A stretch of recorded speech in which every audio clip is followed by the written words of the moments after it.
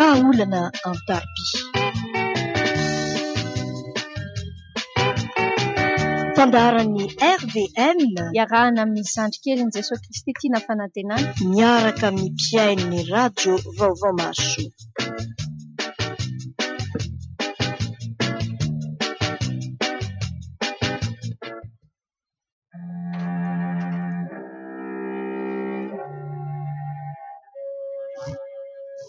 Amin'ny anaran'i Jesosy Kristy no iarabako anao amin'ny tsy talata tolakandro tsy fotoana manokana nomeny tompo antsika indray.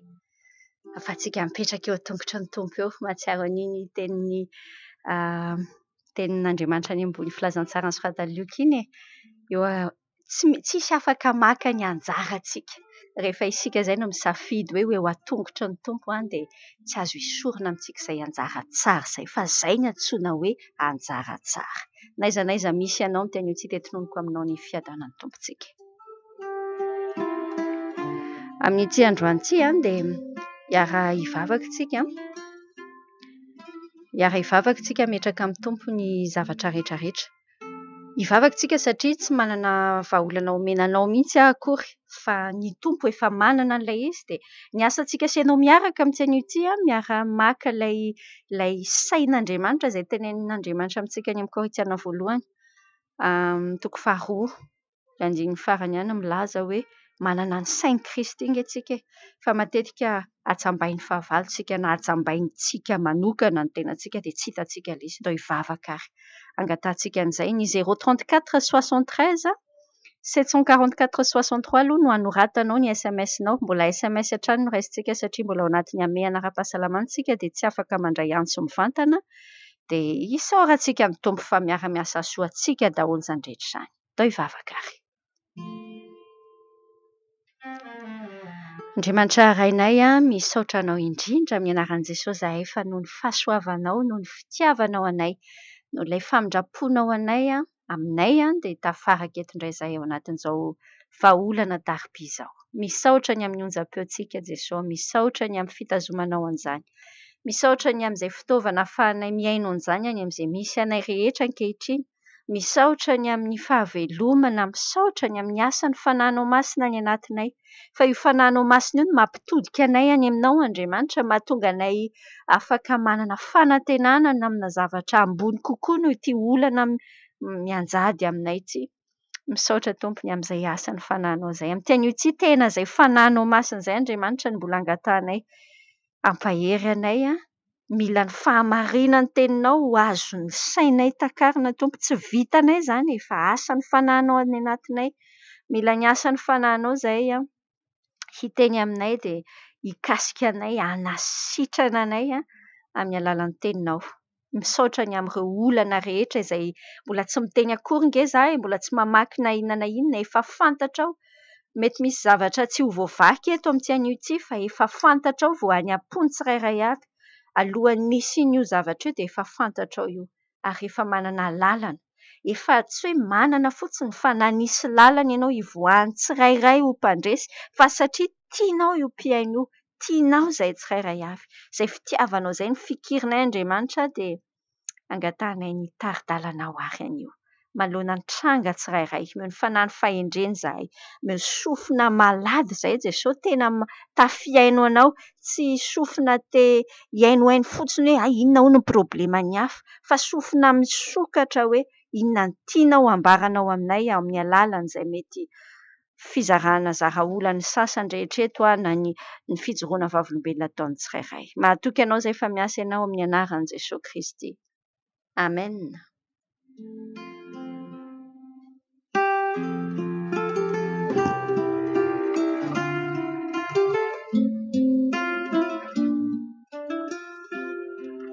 Fijoroana vavolombelona anankiroa no andeha hanomboantsika anazy nizarainareo tao anaty SMS-tsika tany izy.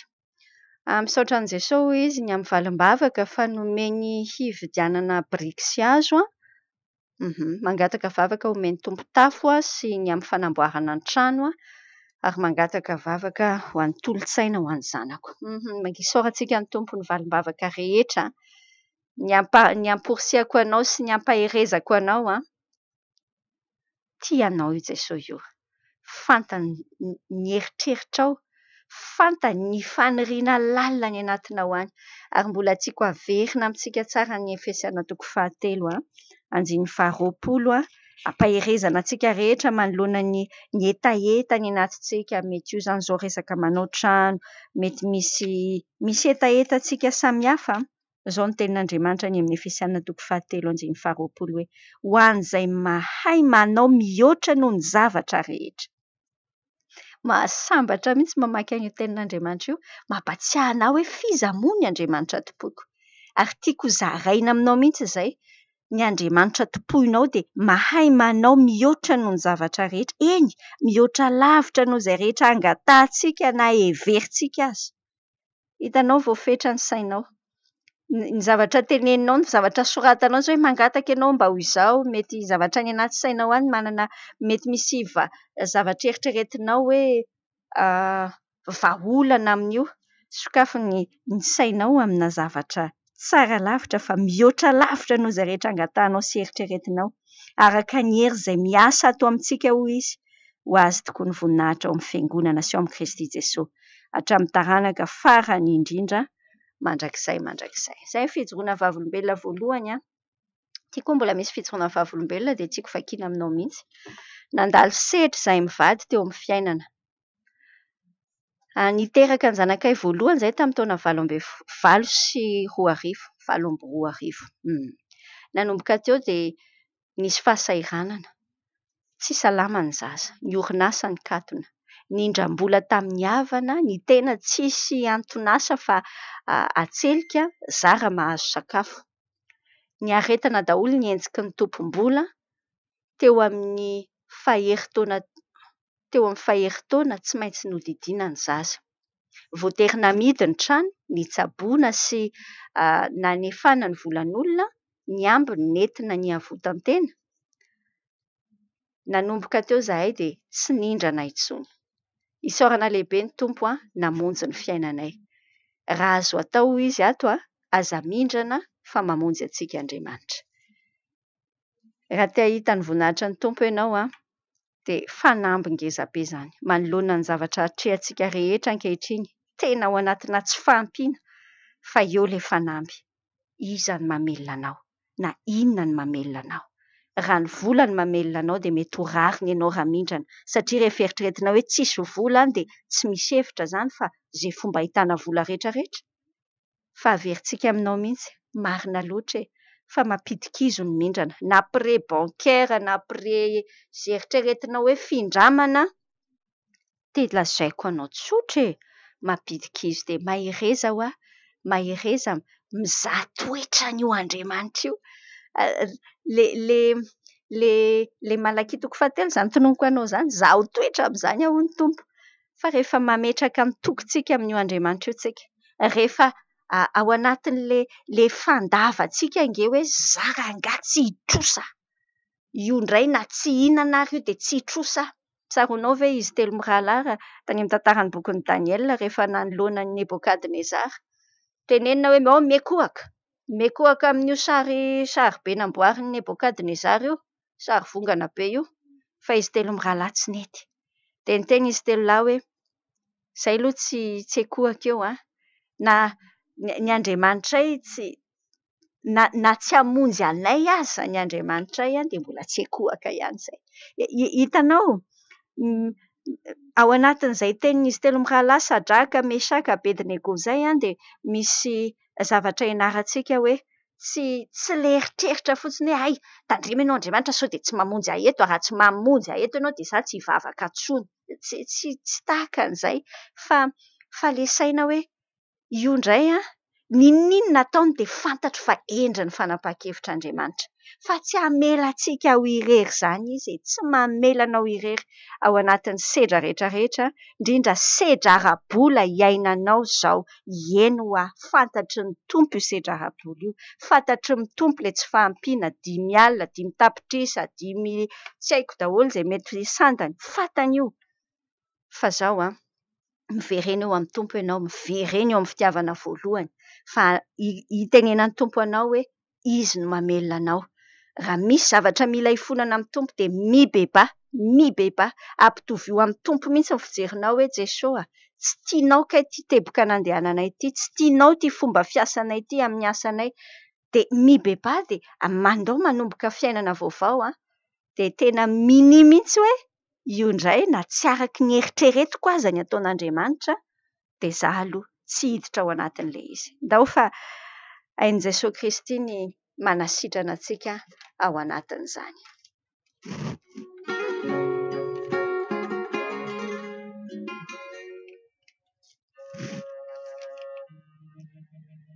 Toizantsika ndao ariditra zara-olana zao tsika mangataka vavaka mba hialany herin'ny ny herin'ny maisina miasa ao anatin'ny vadiko fa lasa mankahalanay vady aman-janany tanteraka izy ary ny afara amin'ny fandroahana sy fisarahana mihitsy. Tena malahelo mafy zahay nefa tsy misy azonay atao intsony satria izy efa nahazo vady sahady nefa vao 2 volana zay ny nandehananay.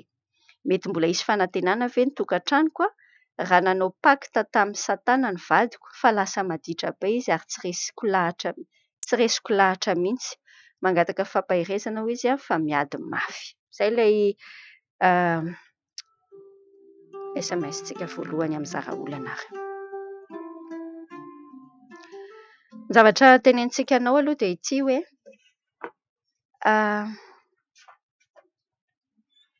miteny ianao hoe tsy misy azonareo atao tsony satria izy efa nahazo vady sahady. Fitaky ny devoly izany.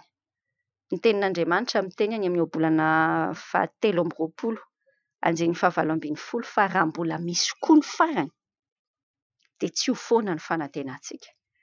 Raha vao tsy misy fanantenana miainga ao anatiny dia tsisy zavatra azontsika atao mihitsy fa tsy misy finoana akory. Raha miteny izany ianao hoe tsy misy azonao atao intsony esory izay teny izay. Esory izay teny izay. Fa tena misy azonao atao mihitsy. Ary hiaraka hivavaka tsika ho an'io raharaha io. Ho an'ny tokantrano rehetra rehetra. Na tokantrano faran'izay simba dia ianao hiteny hoe tsy mety tsony io e. Izany androany te hampaheranao manokana hoe esory ilay teny hoe tsony. Fa laingan'ny devoly izany. Fa raha ohatra ka tokantrano efa nohamasinina teo anatrehan'Andriamanitra, efa mijoro mazava, ndao hiady tsika ho eo anatrehan'ny Tompo. Hiady, tahaka ny nataon'i Jakoba, mila manana an'izay toe-tsaina combatif hozy izy amin'ny fitenin'ny teny frantsay.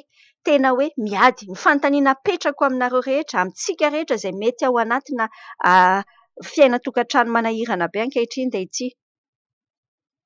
Tena fanirianao ve?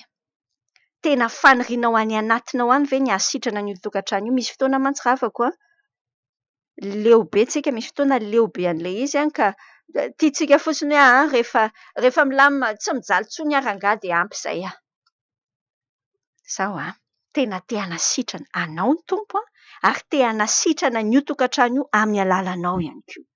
Andao hiady araka amin'ny Tompo tsika hoe tsy misy very tanteraka izany. Ninona sary aseho an'ny fahavalo ankehitriny? Tahaky ny any Antsandrina olon-kafa ny vadinao. Tsy midika izany hoe vita ny amin'ilay fiainana. Ady io. Ny ady mahafinaritra be nge ny miaraka amin'ity Jesosy ity fa isika miady efa any amin'ny misy ny mpandresy ny misy atsika miady efa fantatra fa atsika ny andresy. Azonao tsaina moa ny dikan'izany hoe tena laingan'ny devoly le hoe tsy misy fanantenana satria efa mpandresy ange ianao dia asiany devoly lainga hoe tsy possible tsony. Esory eo anaty voambolanao mihitsy izany hoe tsy mety tsony, tsy zakako tsony, le tsonotsoninao rehetrarehetra iny makeo amin'ny tompontsika. Fa spesialite amin'ny Tompo. Lazaiko anao mazava mihitsy fa rehefa tapitra ny olona dia izay ny Andriamanitrantsika ny manomboka. Raha mijery ny marika 10 tsika, izao ny tenin'Andriamanitra ao marika 10:7 hoe ahoana izy le teny? Raha amin'ny olona dia zavatra tsy hainy izany, fa tsy mba tahaka izany amin'Andriamanitra. Fa ny zavatra rehetra dia ain'Andriamanitra. Ny amin'ny filazantsara ny soratany Liokany dia milaza ilay teny hoe rien n'est impossible à Dieu. Tsy misy tsy ain'Andriamanitra atao. Tsy misy tsy hainy atao. Rehefa tapitra tsika, feno fiderana rehefa tapitra ianao, hiteny ianao hoe tsy vitako intsony, izay ny andrasan'Andriamanitra. Dia inona ny ataontsika? Miatoraka eny amin'ny tompontsika eny tsika, miatoraka eny amin'ny tompontsika eny tsika. Izao ny tenin'Andriamanitra ravako. Na inona mety aizina na halatsaka an'io vadinao io. Any amin'ny Korinthiana voalohany, ny toko 7 dia manambara fa rehefa manana vady mpino ny vady tsy mpino dia hamasin'Andriamanitra io tokantrano io amin'ny alalanao. Ilay hoe hamasinina, atokana ary marina aminareo, marina amin'ny tokantranonareo. Ilay asan'ny apôstôly toko 1:1-3:30 manambara hoe hainao tsara. Minoa an' Jesosy Tompo, izay e, dia ho vonjena ianao, fa tsy ianao ihany, fa ny ankonanao. Io ankonanao io anatin'izany io vadinao mandreraka be io. Andao haka an'izany finoana izany any amin'ny tompontsika. Fa tsy mijery ny zavatra hita maso tsika e. Raha vao ny hita maso ny jerenao dia reraka ianao. Ady ara-panahy io rehetrarehetra io. Eny e, azoko mihitsy. Rehefa hiainana isan'andro ilay izy dia efa folava, ary rehefa hita isan'andro ilay zavatra mandreraka be, hita ilay izy hoe tena lasa ny vehivavy ry, ilay SMS tany amin'ny telefona, ilay zavatra hita maso e. Dia mikikika ny devoly hoe tsy mety intsony io, tsy mety intsony io. Fa ampangino amin'ny anaran'i Jesosy dia tadidio ny Jaona 1:7. Fa ny antony avian'i Jesosy Kristy ange e. Jaona 1:7-9. Jaona 1:7-9. Izao ilay tenin'Andriamanitra hoe izay manota dia avy amin'ny devoly satria ny devoly nanota hatramin'ny voalohany. Izao no nisehoany zanak'Andriamanitra. Izao no nisehoany zanak'Andriamanitra dia niandrava ny asan'ny devoly. Ravako, manana an' Jesosy ianao. Niseho niditra teo amin'ny fiainanao i Jesosy Kristy io. Ny antony nidirany teo amin'ny fiainanao dia niandrava ny asan'ny devoly. Fa tsy hoe niondrika eo anatrehany ka hoe raha nanao pakta tamin'inona na tamin'inona dia tsy avotra intsony. Izaho manokana aloha ny faresen-dahatra ravako. Ny olona anankiray tsy fantatro izay zavatra tena nataony vadinao na tsy nataony. Ny zavatra mazava aloha dia eny sôvalian'ny devoly izy, raha izay ilay paoziny ilay endrik'ilay izy izany. Tena sôvalian'ny devoly, gauche dia mandeha gauche, droite dia mandeha droite. Fa izao, fa maninona moa izany hiondrika eo anatrehan'izany dia hiteny hoe tsisy hevitra intsony very ity. Ny tenin'Andriamanitra ange milaza fa ny avian'ny zanak'Andriamanitra dia niandrava ny asa amin'ny devoly. Manambara amintsika ny tenin'Andriamanitra fa lehibe izay ao anatintsika noho ny amin'izao tontolo izao. Raiso ny fahefana ravako. Ravao ny asa amin'ny devoly. Ravaina amin'ny anaran'i Jesosy Kristy mihitsy ny fanahana fijangajangana. Voafatotry ny devoly. Dia ravaina amin'ny anaran'i Jesosy izay. Ny zavatra tiako ambara aminao farany dia misy tenin'Andriamanitra anankiray izay ao amin'ny Romana toko 5:17 izay ampaherezako anao. Tsodrano mena antsika rehetrarehetra fa Andriamanitra ny fanantenana no ameno antsika ny fifaliana sy ny fiadanana rehetra amin'ny finoanareo izy mba hitombonareo amin'ny fanantenana no ny herin'ny fanamasina. Izay tenin'Andriamanitra izay. No andao raisintsika ataontsika amen eo amintsika mba hahatonga antsika ho tafajoro hoe za tsy manaiky ho ambanin'ny circonstance ao ambanin'ny tranga miseho amin'ny fiainako fa raisiko ny fahefana. Miverina ao ambalan'ny tompo io vadinao io, miakohaka amin'Andriamanitra. Izay ny tonom-bavaka angatantsika fa mila ny tompo izy.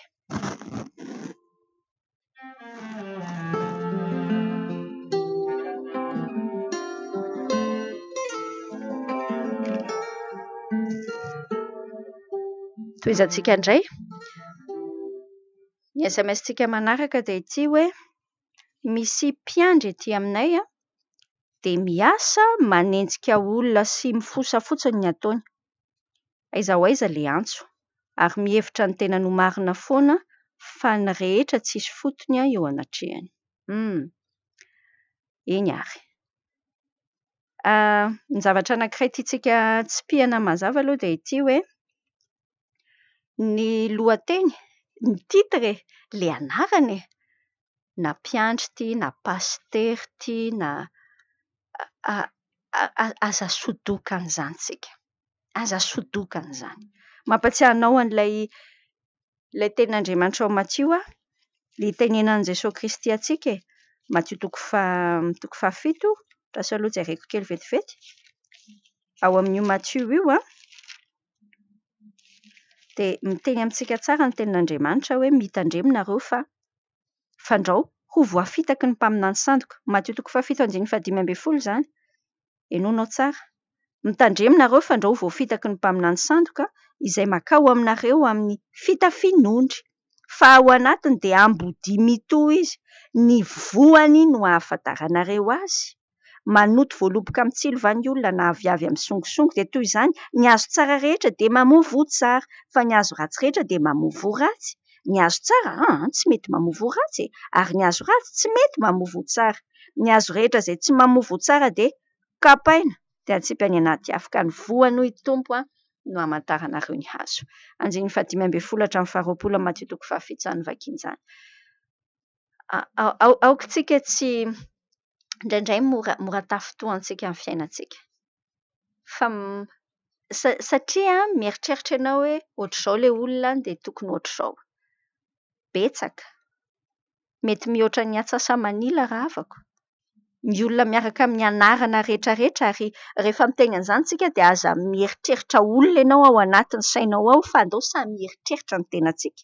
Fa andao dia ao anatin'izany isika izay miteny hoe izaho ondry kelin'ny Tompo na hoe mpiandry ondrin'ny Tompo. Tsy ilay titra mpanompon'Andriamanitra no mampanompon'Andriamanitra fa ny voa no ahafantarana ny azo. Dia andao hitandrina mihitsy tsika fa ny Tompo raha teo nefa nampitandrina antsika hoe be da be misy ny ambody mitovy paozy amina zanak'ondry kaikay ambody mitoa izy. Izay aloha zavatra tenentsika voalohany amin'iny.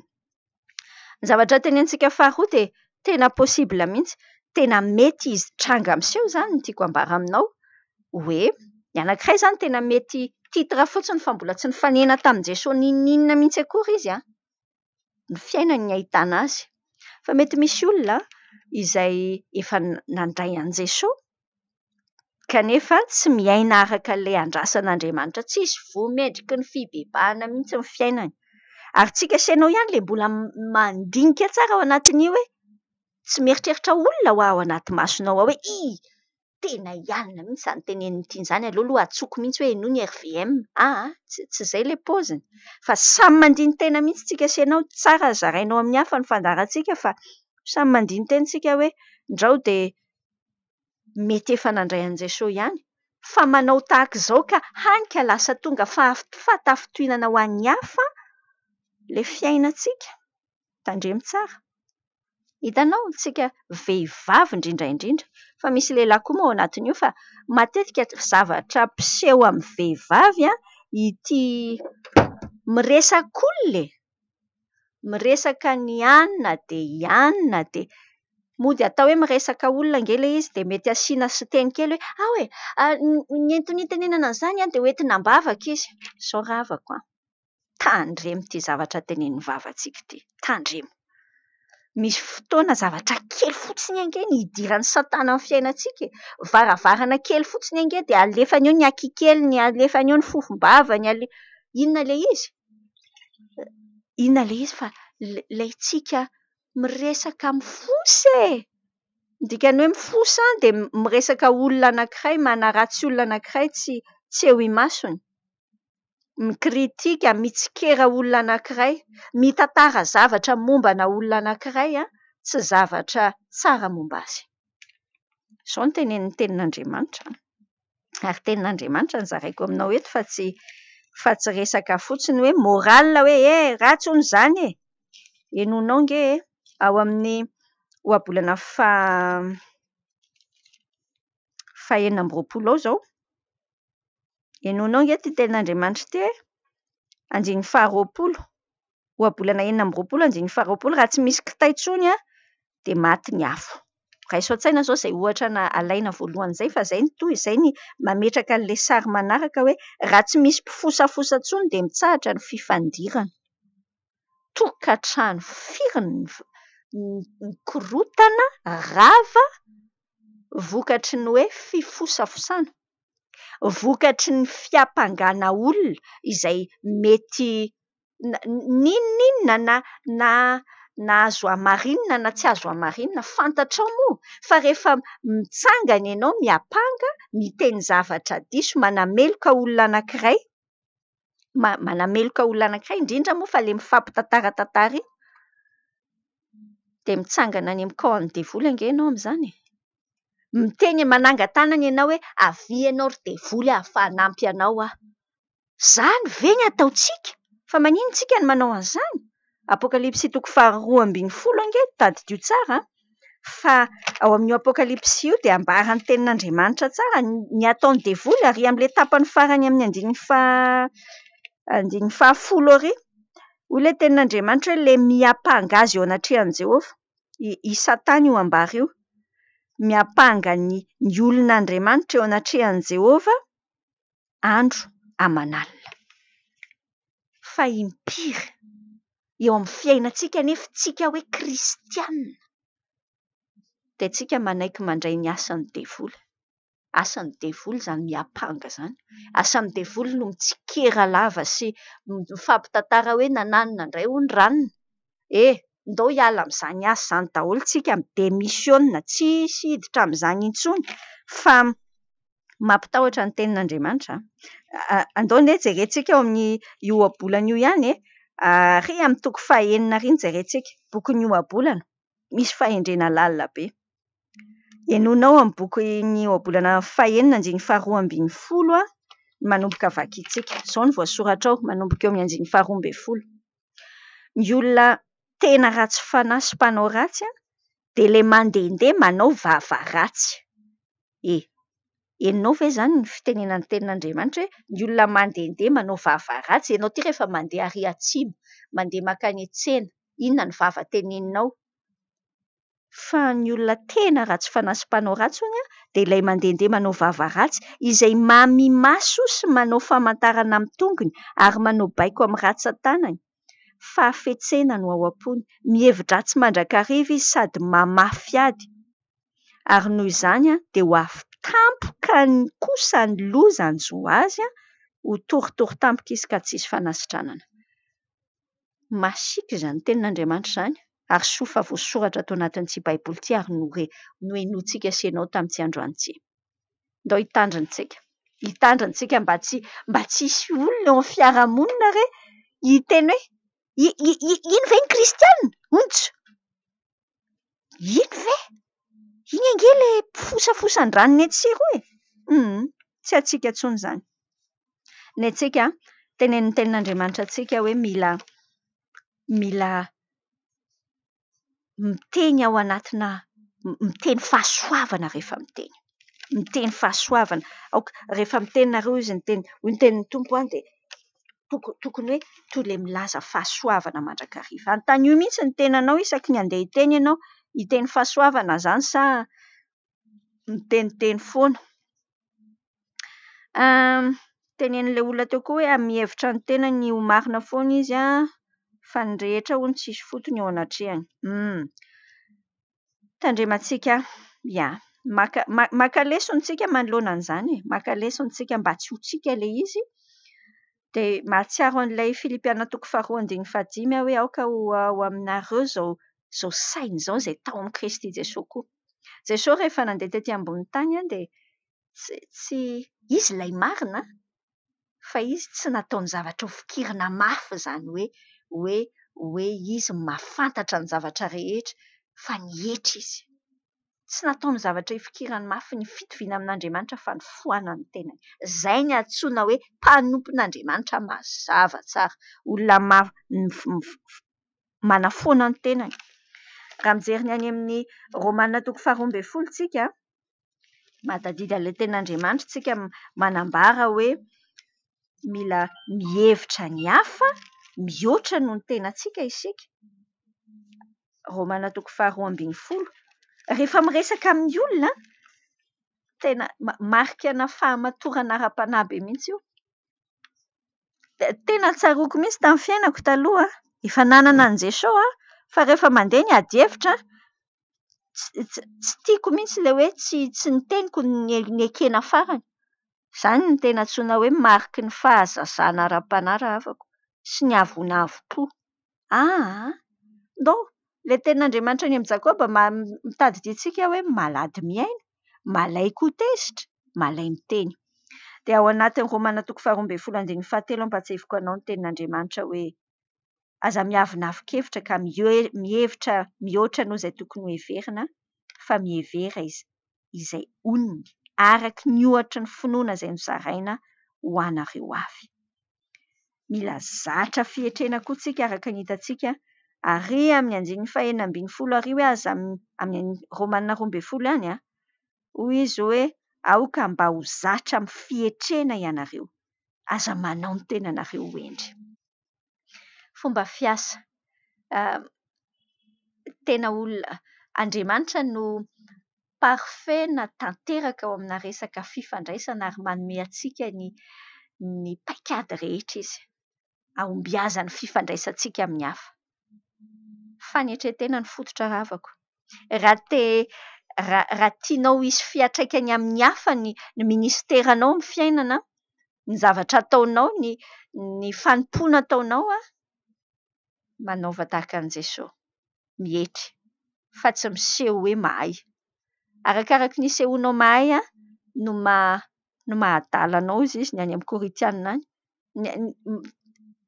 Rehefa ny adala eo amin'izao tontolo izao ny alain'Andriamanitra ampisehoana ny fahendren'Andriamanitra.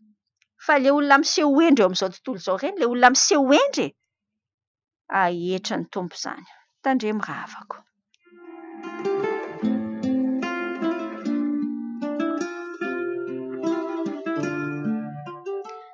Mangataka vavaka hoy izy fa marary valahana, avy eo hoe inona no atao raha misy olona azona ody ratsy. Tsy miara-mipetraka izay za aty an-tanahy izy any ambanivolo. Hoentsika amin'ny tompony tsy fahasalamana ary ny tsy fahasalamana rehetra mihitsy hoentsika amin'ny tompo avokoa. Hitan'ny tompo daholo io zavatra mety marary antsika io dia ndao akeo anatrehan'ny tompontsika. Tsy misy marary kely na marary be amin'ny tompo. Tsy misy hoe rehefa lany aiky dia izay ranga vao hivavaka, izay ilay adalàna izay.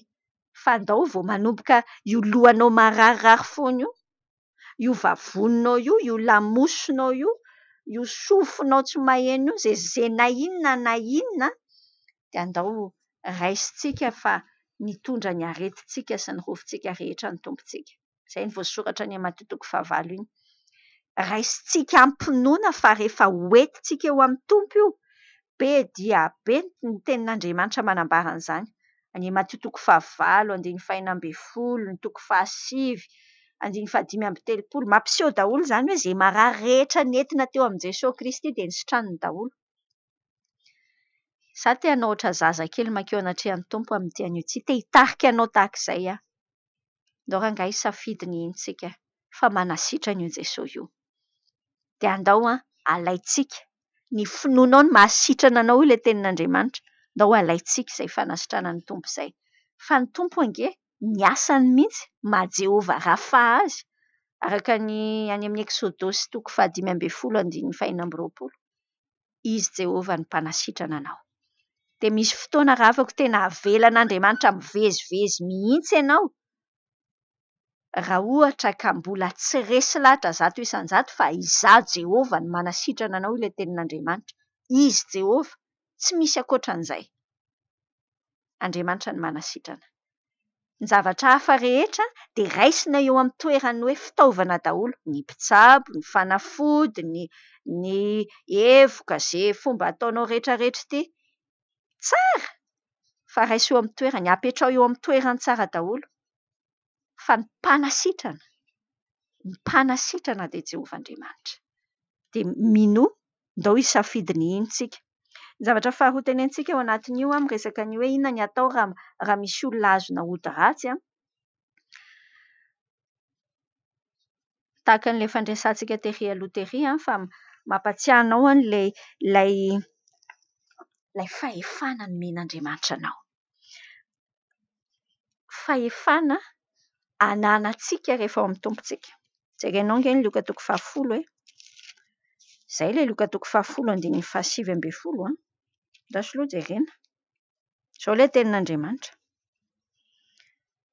Indro izy efa nomeko fahefana hanitsaka menarana sy maingoka sy handresy ny hery rehetra.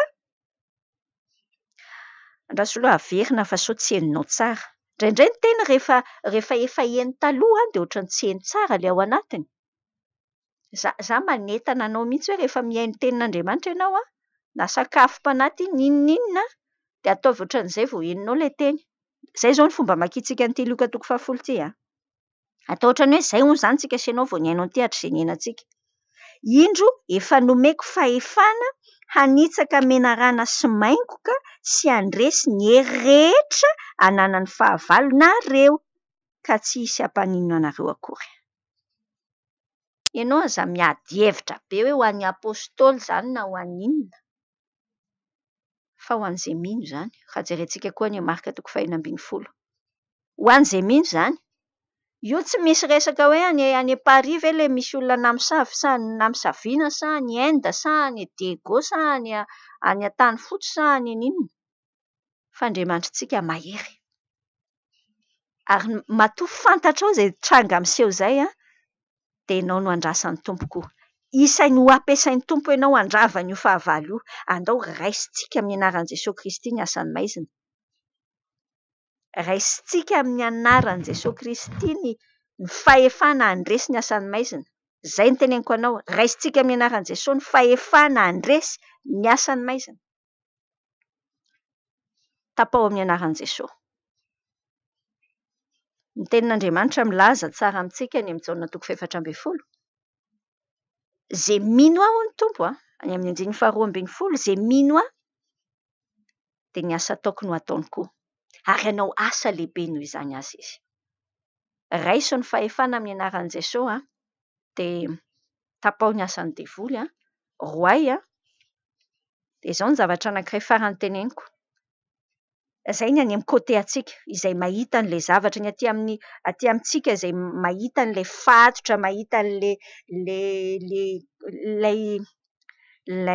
asan'ilay devoly.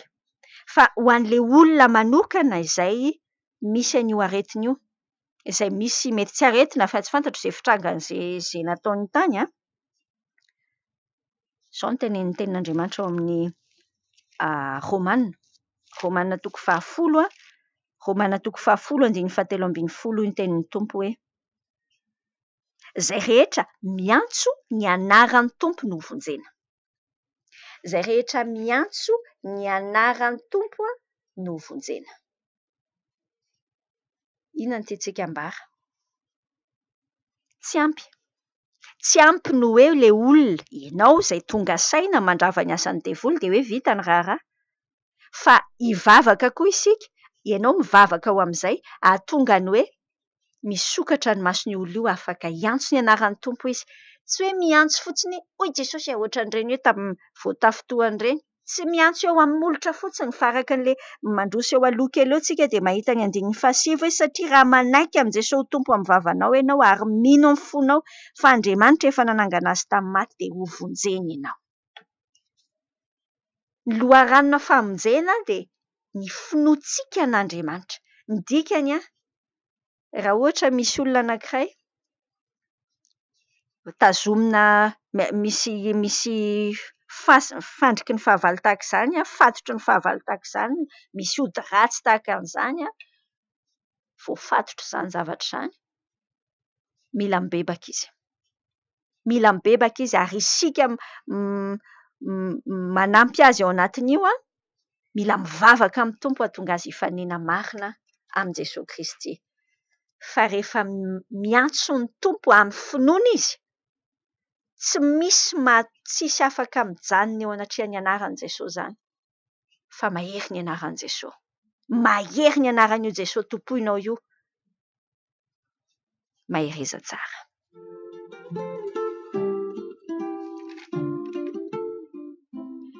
Toezantsika re. Fiadanan'i Jesosy ho anao ilay nanoratra fanontaniana, anao ve efa tratran'ilay hoe mitaraina amin'i Jesosy dia ohatran'ny mangina izany. Efa pino za afaka manome vahaolana ve tompoko. Izay ilay teny tao anatin'ity. Amin'ny fotoana fiainantsika rehetra dia misy an'izay fotoana izay daholo. Fotoana hoe miantso ianao fa ohatran'ny tsisy mamaly anao fa tsy le akon'ilay teninao teo fotsiny ihany. Dia manontany teny ianao mihitsy ianao hoe misy ary ve Andriamanitra? Manontany teny ianao hoe atao hoe tsy dia manontany ianao hoe misy Andriamanitra fa manontany teny ianao hoe mihaino avy izy, manontany teny ianao hoe tia avy izy. Hiendravako mandalo an'izany daholo tsika rehetra. Fandao andalovana izany fa tsy hitoerana. Mila azontsika tsara le fomba fiasan'Andriamanitra, le prinsipa ny fiainana miaraka amin'ny tompo mihitsy ny hoe ny zavatra rehetra dia maka fotoana daholo ny zavatra rehetra. Ary misy fotoana tahaka ny tsisy ninina miseho. Ohatr'izay indrindra ho azy rehefa hoe mamboly tsaramaso ianao na izay zavatra ambolenao rehefa mamboly tsika, tsy hoe raha ohatra ka tamintsika classe de 6e zao dia namboly tsaramaso tao anaty boatin'ny yaourt. Tadidinareo izany? Raha ohatra ianao tsy mpamboly mantsy fa ny mpamboly zao tena mahita an'izay mihitsy hoe tsy hoe rehefa atsatoka ao anatin'ilay taniny amin'ny boatin'ny yaourt iny ilay tsaramaso, io indray io na ametrahanao tanana io na roahanao devoly io na ataonao inona e. Dia tsy hoe eo no eo io dia iny fa vao natsatoka tao ilay izy dia ops! Hoay tonga dia tsaramaso, tonga dia haricot-vert be ilay tsaramaso hoe eo no eo e. Tsy maintsy misy fotoana iny tsisy ninina ny zavatra hitanao eo amboniny. Ary izay sary izay zaraiko aminao ampahirezana anao hoe misy izay fotoana izay. Misy izay fotoana izay tahaka ny fotoana fiandrasana. Izay tahaka ny mampitehiteny hoe toa tsy manao ninina ianao Andriamanitra, fa angaha za tsy efa nangataka hoe izao no andao hisafiditsika ino. Ho ahy manokana dia tena misafidy an'izay hoe vao vita ny teny hoe amen rehefa mivavaka dia misafidy hoe henon'Andriamanitra izay rehefa mialana ny valim-bavaka. Fa ao anatin'ilay fialan'ny valim-bavaka ange hoe miala tany an-danitra ilay izy ohatran'ilay tsaramaso teo e. Misy zavatra ataon'Andriamanitra any e, fa tsy voatery ho hitanao daholo. Ny zavatra asa ngeza indrindra ange dia ilay zavatra miseho any amin'ny tsy hitan'ny masonao any. Izay ny finoana raha afaka. Averiko aminao tsara ny famaritana ny antsoina hoe finoana fa miteny ny any amin'ny bokin'ny Hebreo, alohan'ny hamakiana ilay Hebreo 1:12 dia ilay Hebreo anankiray no miteny amintsika any amin'ny toko 9 milaza hoe toko 1:12 ihany milaza an'iny e. Raha tsy misy finoana dia tsy misy azo atao. Toko 1:12 raha tsy misy finoana dia tsisy azo atao azahoana sitraka amin'Andriamanitra.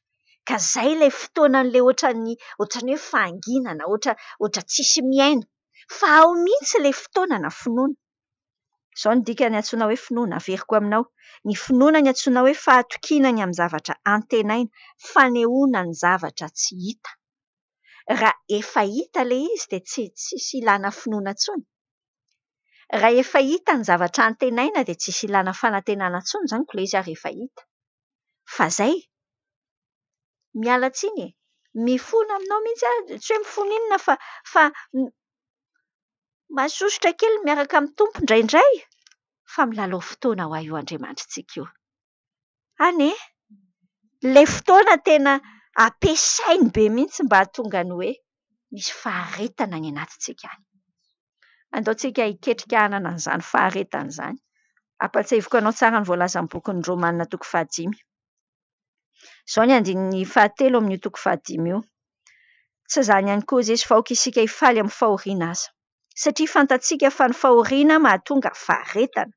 Ary ny faharetana mahatonga hatsarapanavo zatoetra, ary ny fahatsarapanavo zatoetra mahatonga fanantenana. Rehefa misy fanantenana raha avako dia misy ny finoana avy eo. Rehefa tsisy fanantenana dia tsy possible mihitsy misy ny finoana. Ary ny lalana ho any amin'ilay fanantenana raha manaraka tsara ny voalaza tao amin'iny Romana toko 5 iny ianao dia ny lalana maka amin'iny dia ny faharetana. Zao no teneniko anao n'inona zavatra miseho rehefa misy zavatra hoentinao eo amin'ny tompo dia hoety eo amin'ny tompo iny vita ny amainina, velomy ny fanantenana ny anatinao any. Fanantenana izany ao anatina faharetana. Tonoany ampinoana, misaotra Jesosy hoe fa efa miasa ianao. Misaotra Jesosy rehefa tadidinao ilay raharaha dia averenao hatrany izay vavaka izay misaotra Jesosy. Ho hitanao mihitsy amin'izay fotoana izay fa misokatra amin'ny masonao hoe wow, aika tsy hoe mangina ahoana ange ny tompo e. Misy tenin'Andriamanitra izay any amin'ny Isaia 30 any, 5:12 ilay manambara hoe ao anatin'ny fahanginana sy ny fahatokiana no isiany ny herinareo. Misy ny herintsika ao anatin'izay, izay ohatra ny fahanginan'Andriamanitra fa hianarantsika mangina ihany koa, hianarantsika tsy miteny ny zavatra be da be tiantsika tenenina fa mankasitraka ny anatin'ny fontsika sy miandrandra ny famonjen'Andriamanitra. Hitanao misy an'ilay teny eo amin'ny Habakoka 3:7 iny. Habakoka 3:7 ilay manambara hoe ay, na tsy hamotsina aza ny aviavy. Tsaronao iny? Raso aloha vakiantsika tsara ange 7:12. Misy fotoana tena ohatran'ny tsy mandeha amin'izay tokony fandehany ilay fiainana, amin'izay eritreritrintsika, izay ilay izy. Na dia tsy mamotsina aza ny aviavy hoy ilay teny eo amin'ny Habakoka 3:7 manomboka. Tsy misy voany ny voaloboka, na dia mahadiso fanantenana aza ny oliva, ary tsy mahavokatra hohanina ny saha, na dia vonoina aza ny ondry ao amin'ny vala ary tsy misy omby any am-pahatra. Nefa izaho dia mbola hifaly amin'ny Jehovah ihany, sy ravoravo amin'ny Andriamanitra ny famonjenahy. Jehovah tompo ny tanjako, ary manao mitongotro toy ny amin'ny jeravavy izy, ka mampandeha any amin'ny havoanako. Lazaiko anao fa fotoana isan'ny tsara indrindra, hianarana zavatra tsara tarehy miaraka amin'Andriamanitra ny fotoana atao fahanginana eny amin'ny tontolon'ny fahanginan'Andriamanitra izany raha izay no tenenantsika azy. Fotoana tsara tarehy io fa hararoty, ary tadio tsara daholo ny traikefa omeny tompo anao anatin'io, fa fiainana be da be ny ao ambadika.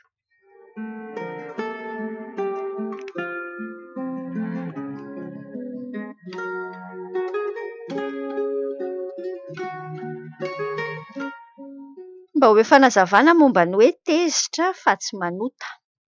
Tezitra amin'ilay vadiko foana mantsy aho. Izay ilay soratra ato izay ilay tenin'Andriamanitra ny amin'ny Efesiana 4:4 iny. Manambara antsika ny hoe raso aloha vakiantsika tsara ilay tenin'Andriamanitra misy any hoe tezera, raso ary hoe Efesiana 4:4 amin'ny 9:20. Tezera fa aza manota ary aoka tsy ho tratry ny masoandro milentika ny fahatezeranareo. Izany ilay tenin'Andriamanitra. Izay mihitsy ilay tenin'Andriamanitra. Mitovy amin'io koa any amin'ny bokin'ny Kolosiana 3:7 miresaka ny fahatezerana ihany dia hoy ilay tenin'Andriamanitra hoe fa ankehitriny esoriko izao rehetra izao. Dia fahatezerana, fiafinafonana, lolo-po, fitenenan-dratsy, teny mahamenatra avy amin'ny vavanareo. Mitovy ary amin'ny Salamy 4:4 dia miteny an'io koa izy hoe tezera fa aza manota. Fa andao ange jerentsika mihitsy io Salamy 4 io hoe izao ilay tenin'ny tompo any hoe tezera fa aza manota, mieritrerety eo am-pandrinanareo ka mangina. Ahoana ilay hoe tezitra fa tsy manota? Io teny eo amin'ny Salamy 4 io mihitsy no akantsika anazy ihany koa. Efa tenenitsika hatrany ato amin'ny onjampeo moa fa mety tsy fantatro na efa heninao ilay anazavantsika azy hoe fihetsem-po ny fahatezerany. Fihetsem-po. Tahaka ny malahelo, tahaka ny faly, izay fihetsem-po normal, voajanahary. Ny dikan'izany tsy fahotana.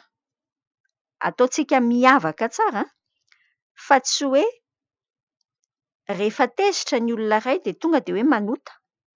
Fa rehefa misy an'izay ao anatintsika ao, misy an'izay toe-po izay nataon'Andriamanitra mihitsy misy etỳ anatintsika, hamantarantsika hoe hatraizany tsy rary miatra amintsika raha tsy tezitra mihitsy tsika dia lasa tsy, io zany isan'ny fiarovana apetrak'Andriamanitra aty amintsika ahafahana mahita hoe eto rariny, ity tsy rariny.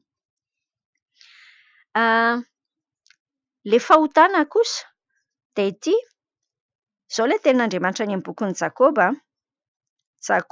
toko voalohany andininy tasoloha jerentsika. Jakoba toko voalohany andininy 20. Izay mihitsy.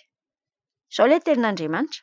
Ny fahatezeran'ny olona tsy ahefana izay marina eo anatrehan'Andriamanitra.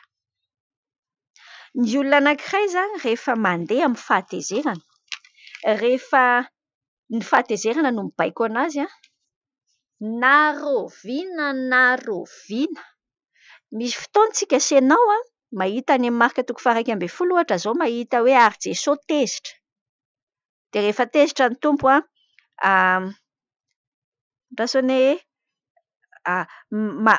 mampiseho an'ilay Jesosy nanala an'ilay le latabatra sy ny sisa teo an-kianjan'ny tempolo teo e. Dia indray ianao mieritreritra hoe ka ny tompo ary nanao an'izany. Izao ny tompo ilay 100 isan-jato olombelona sy 100 isan-jato Andriamanitra no mampiseho antsika an'io, fa afaka ny manana an'izay toe-po tezitra izay nefa tsy manota satria ny tompo tsy nanota mihitsy. Fa tsika sy ianao izany, ny olana tsika sy ianao satria misy an'ilay nofo aty anatintsika sy ianao, rehefa tezitra isika ka hoentin'iny fahatezerana iny, dia izay tsika no antsoina hoe manota. Ianao izany izao dia miteny ianao hoe tezitra foana amin'ny vadinao mantsy ianao.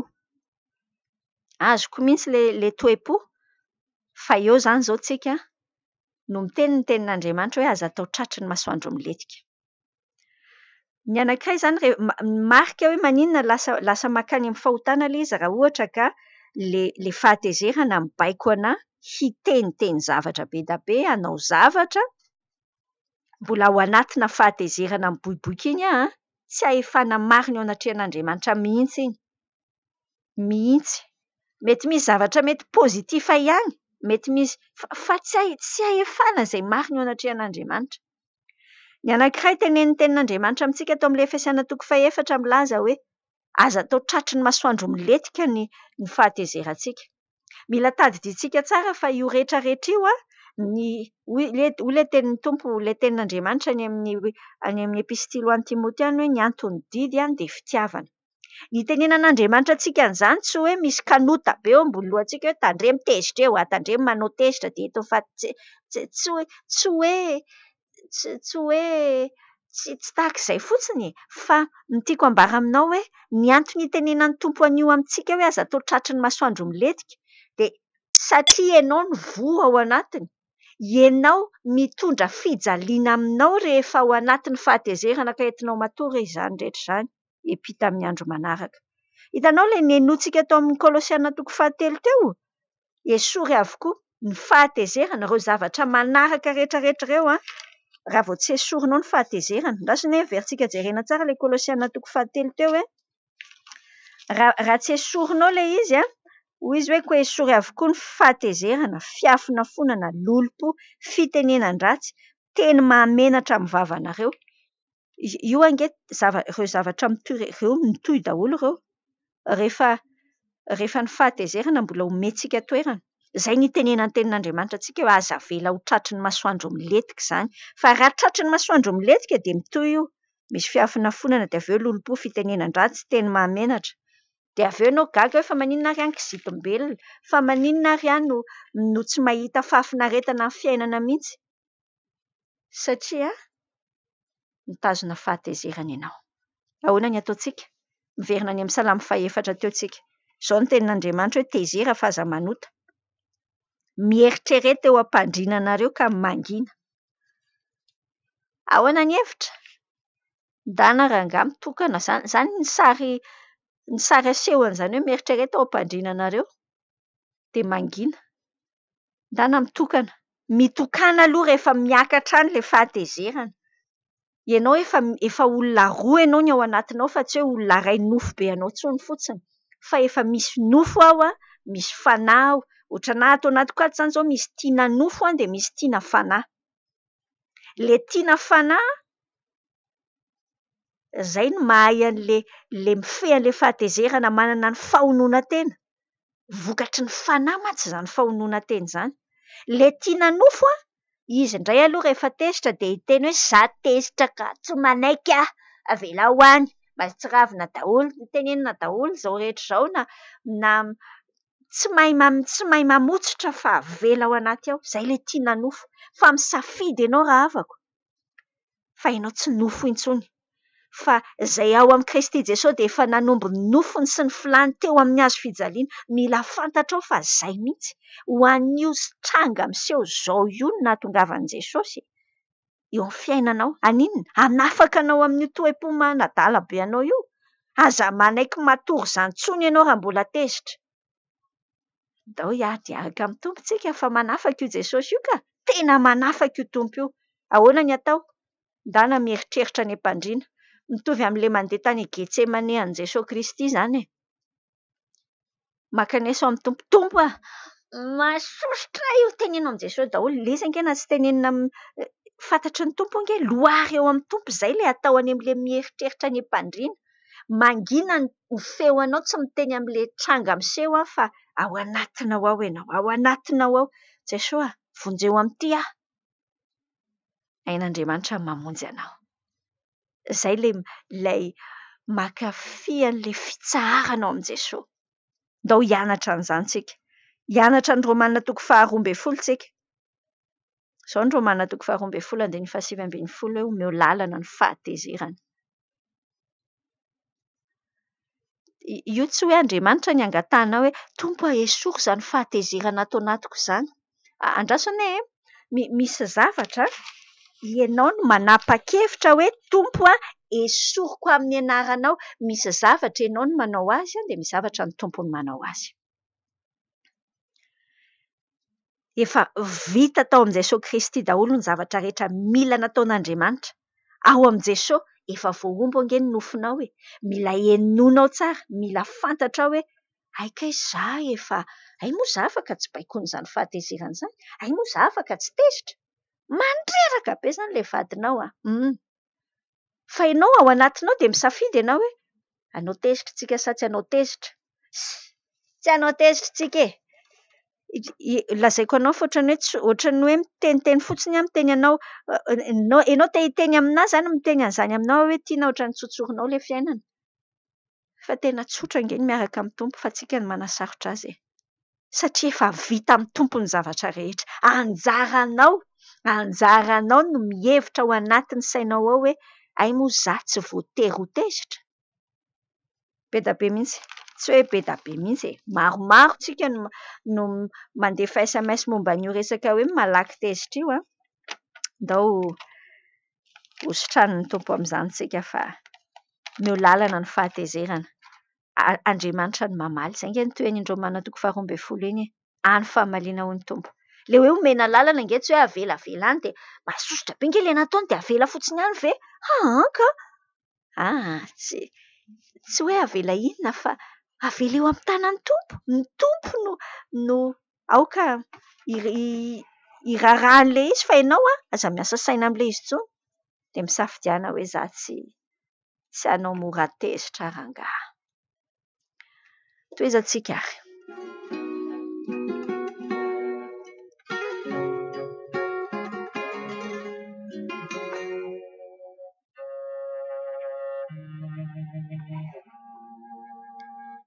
Tratrako nanitsaka ny vadiko dia efa namela azy nefa tsy mety afaka atao tsaiko ireo SMS ny fanoratan'izy ireo.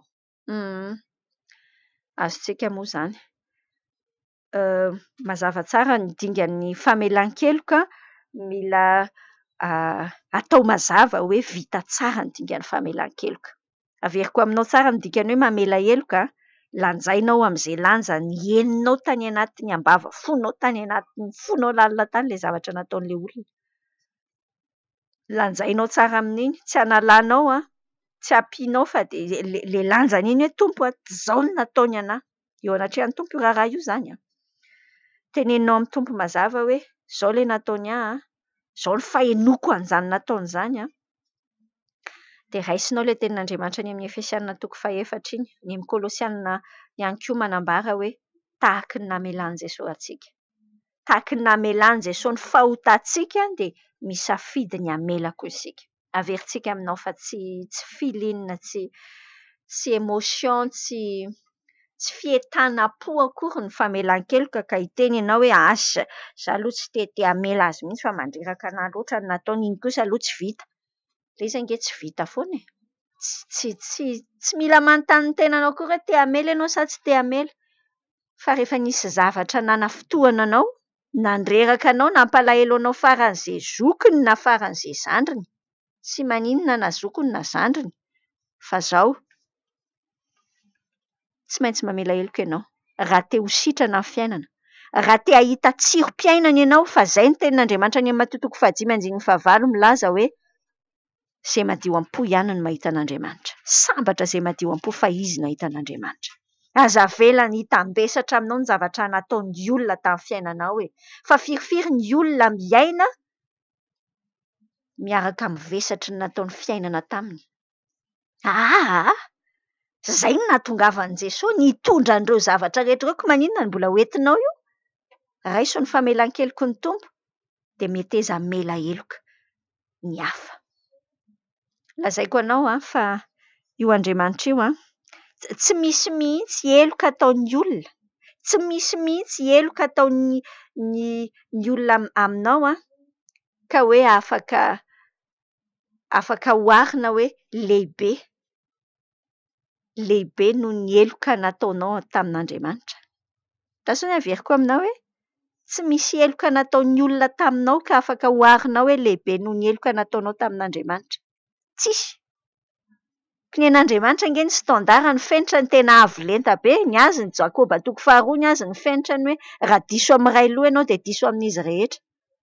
Izany ny fenitra hitenenan'Andriamanitra, ny tsaran'Andriamanitra ny olona. Raha ny amin'izay aloha dia tsy misy mihitsy na mavesatra ho aminao tahaka n'inona ary dia eritreritra ianao hoe ny nataoko tamin'Andriamanitra kely noho izany ataony io tamiko izany. Nefa namela heloka anao Andriamanitra. Izay le fototry ny famelan-keloka, fisainanao an'ilay hoe inona natao amin'ny tompo dia manapa-kevitra ianao hoe io le nataony anahy Jesosy, manapa-kevitra androany avelako ny fahotana io. Rehefa vita ny famelan-keloka, ny famelana le heloko ny hafa, nazavaiko taminao izay le dingana mazava, misy fotoana tena mila miresaka amin'ilay olona nanafotoana anao ianao manambara aminy mihitsy ary te hamporisika anao an'izay hoe manafaka koa izay, manafaka le manatona an'ilay olona dia miteny aminy mihitsy hoe nampalahelo anahy ity teboka nataonao ity fa efa namela heloka aho satria navelan'i Jesosy ny heloko dia izaho koa mamela ny heloka aho.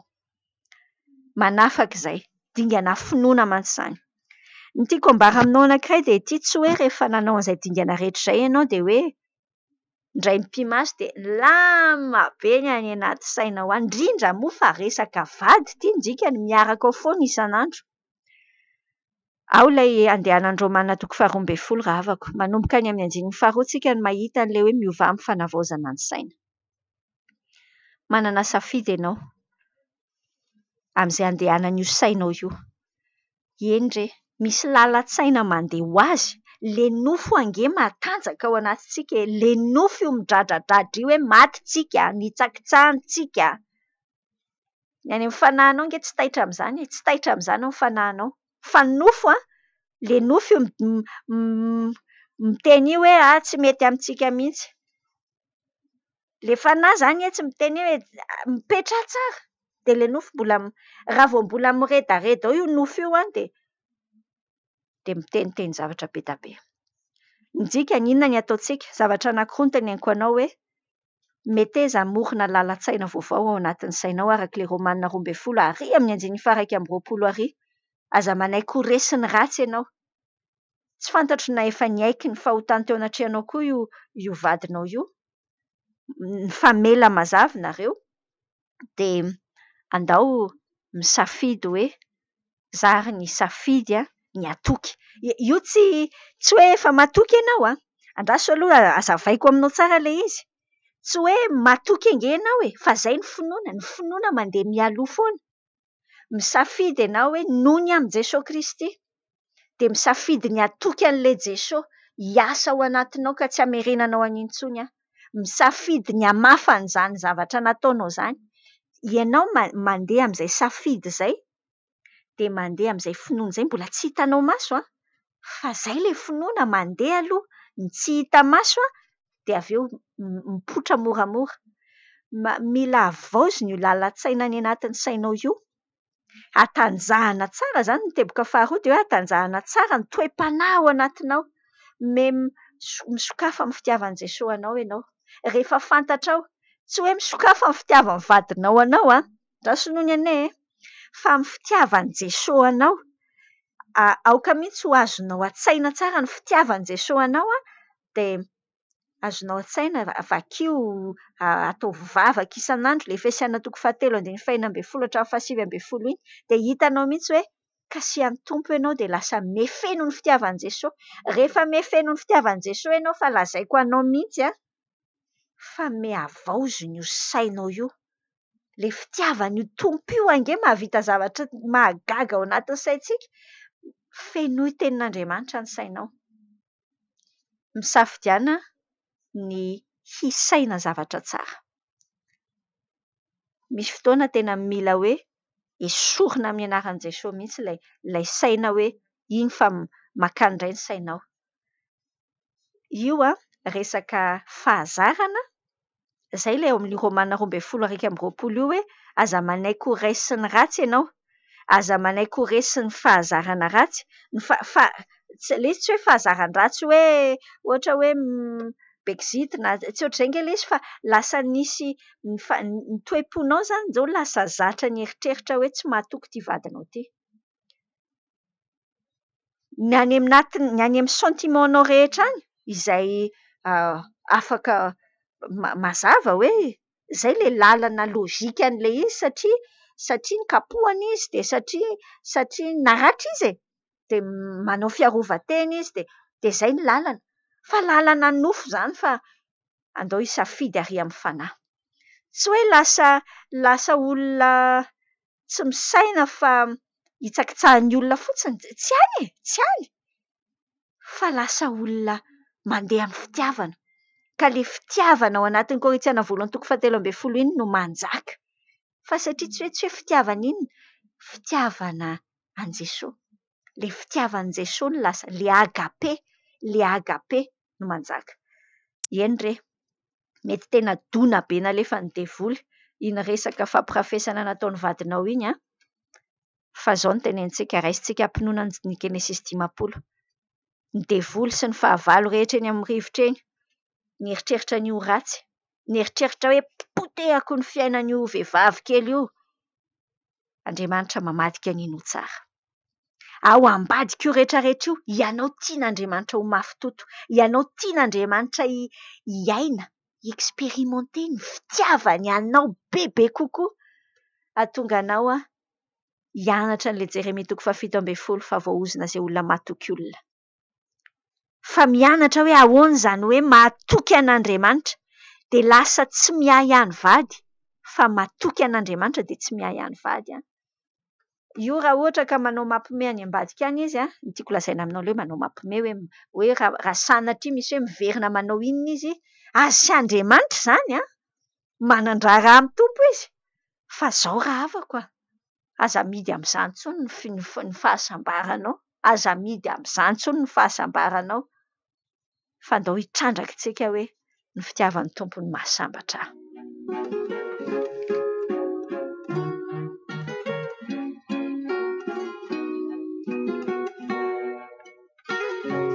Manaraka ary vehivavy any manoratra nanana olon-tiana taloha. Tsy hoe taloha ka, raso aloha nanana olon-tiana aho pasteur ilay izy. Efa ela ny niarahanay rehefa vita fisehoana izahay. Ny saratoerana izahay no ny antony maro taty aoriana rehefa nivoaka tamin'ny TPM izy dia nisy tsy fifandraisana zahay izay antony tsy haiko satria lasa niova izy nanontaniako izy dia valibораingina foana no asetriny ary tena marary niezaka nifampiresaka taminy fa tsy nienoiny inona ny ataoko fa naheno feo hoe manambady izy. Averintsika kely aloha ilay lazaintsika tary am-piandohana tary ndao hitandrina mihitsy tsika. Hitandrina aza sodokany hoe pastery, katekisty, mpiandry, mpanompon'Andriamanitra na sodokany hoe ohatra hoe za zao miasa eto amin'ny radio vaovao mahasoa dia hoe efa miasa any amin'ny radio vaovao mahasoa mihitsy tsy miteny ninona izany. Aza sodokan'izany ianao fa nivoha foana ny ahafantarana ny azo. Zavatra ampahiriziko anao raha avako ao anatin'io raha ohatra ka mampiseho ohatran'io tsy fantatro, tsy haiko raha tena manambady marina tokoa izy. Izay tena farany mampalahelo moa fa misy an'izany zavatra izany tranga ohatr'izany tokoa. Indraindray afenina ao ambadiky ny hoe mpitandrina sy ilay isan-karazany fa te andambolambo an'ity olona ity. Ainy moa ny tena efa manambady aman-janaka. Rery vahoaka kely, ry tovovavy, fa tsy ry tovovavy ihany, ry lehilahy. Fantaro fa ny ratsy tsy manana rambo akory na misy tandroka. Jereo tsara alohan'ny tenenanao eny amin'ny olona anankiray hoe ndao fa hiaraka tsika. Tena fantaro tsara hoe inona. Izay tokoa izy tokoa ve io izy lazainy io? Fantaro tsara. Mety tsy voafehinao daholo ny zavatra rehetra fa izay no hananana fifandraisana akaiky amin'Andriamanitra fa io Andriamanitra tsika io dia mahalala ny tsy hitan'ny maso. Mahafantatra ny miafina. Dia ahoana? Dia angatao amin'ny tompo. Izay no aporisihako ny tanora rehetra mihitsy hoe rehefa misy milaza je t'aime dia tsy mieritreritra bogosy, mivavaka ary ny président STK sa inona. Hoeto eo amin'ny tompo aloha. Tandremo tsy hiteny hoe rezako. Eo no hoe ianao fa teneny foana. Mbola anontany ny tompo meteza mihitsy manontany ny tompo tahaka ny nataon'i Davida isaky ny adina hatrehany. Mahafinaritra be ny matadidy no mamaky an'ireny exploit nataon'i Davida, ireny zavatra nataon'i Davida ireny. Ahoana ny loharanona fandresena ho an'i Davida? Davida nanontany an'i Jehovah. Izay no teny fototra tany amin'ny fandresen'i Davida. Teny fototra amin'ny fiainantsika izay ataon'ny devoly izay tsy ahatadidiavantsika azy izao no hoe izany dia anontany ny tompo. Ataovy mailaka mihitsy ny vavanao. Miteny an'izany ry tanora. Anontany ny tompo rehefa misy mangataka anao an'izao, rehefa misy na misy olona angataka anao asan'ny tompo na hoe asan'ny tompo na ninona mety zavatra mety hoe an'ny tompo, anontany io ny tompo aloha. Fa io Andriamanitra io manoro anao io. Manoro anao ny zavatra, ny lalana tokony alehanao. Misaotra an'i Jesosy aloha ny amin'izay zavatra miseho amin'ny fiainanao ankehitriny ho an'ny olona nanoratra an'io SMS io heveriko fa rehefa misy doute, rehefa misy zavatra ohatran'io mety misy zavatra misy inona moa izany fiahiahiana izany hoe mety manambady. Heveriko hoe misy lalan'ny tompo any hanafahana anao amina zavatra. Tsy maninona akory. Tsy fahotana mihitsy no misaraka rehefa hoe mbola tsy nivady. Na vita fisehoana. Na mety vita vodiondry aza. Aleo raha vita soratra ny tena lalina be fa efa mpivady ara-dalàna eo anatrehan'ny fanjakana eo anatrehan'ny fiarahamonina izany. Midikany tsy fahotana aloha no misaraka alohan'izay. Izao raha avako na firy taona ianao na firy taona fa indraindray rehefa mandeha koa io taona io dia te hofokirina ilay hoe tiako ity. Ny olona anankiray raha tsy mandeha amin'ny mazava amin'ny fiarahana amin'ny olona iray, tsy ny fitiavan'Andriamanitra no mibaiko azy izay. Andriamanitra raha avako mazava. Mazava ny Andriamanitrantsika. Jaona voalohany toko voalohany amin'ny teny an'izany. Andriamanitra dia mazava, tsy misy aizina ho aminy. Ary tia hampirisika antsika amin'ny fifandraisana na resaka hoe fifandraisan'ny olona roa mifankatia mpivady na fifandraisana ao an-trano na fifandraisana any am-piangonana. Andao andeha amin'ny fahazavantsika, andeha amin'ny mazava, tsy misy akinafinafina fa vao vata misy akinafinafina veritsika fa raharaha fa no miseho. Mahireza ianao fa efa manomana ny tsara lavitra ho anao ny tompo araka ny Hebreo 1:7 fa heveriko fa tsy any amin'iny ny lalana.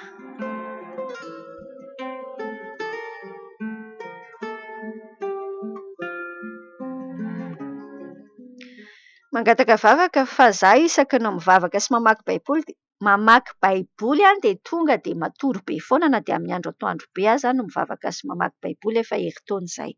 Sady rehefa mivavaka koa sady lasa tsy mahita tenenina mihitsy mba mangataka torohevitra hoe inona ny ataoko hiverenan'ny fiainam-bavako toy ny teo aloha indray fa tena mijaly. Indre azo an-tsaina izany. Ary mpahazo mihitsy fa ny olona betsaka izao ny olona miteny an'izany koa mihaino anao eo izy, mihaino an'izany zara-olana anao izany dia miteny mihitsy ohatra hoe izaho koa rangaha dia miesona foana rehefa mandeha fotoam-bavaka ao an-trano dia ny torimasoko ny lasa loana, mamaky baiboly dia tsy hitako intsony ny ambiny. Tsisy amen ny sasany rehefa mivavaka fa dia efa lasa nofo tany ilay izy. Mila azonao tsaina fa ady ara-panahy ny raharaha. Ady ara-panahy io raharaha io. Efa araka ilay fijery dokotera iny tena manampy antsika mihitsy dia zaraiko anao hoe rehefa tahaka an'io dia mila mankeo amin'ny dokotera Jesosy tsika satria misy amin'ilay fitenitsika amin'ny Covid amin'izao hoe tsy mahare tsiron-kanina, tsy mahare fofon-kanina.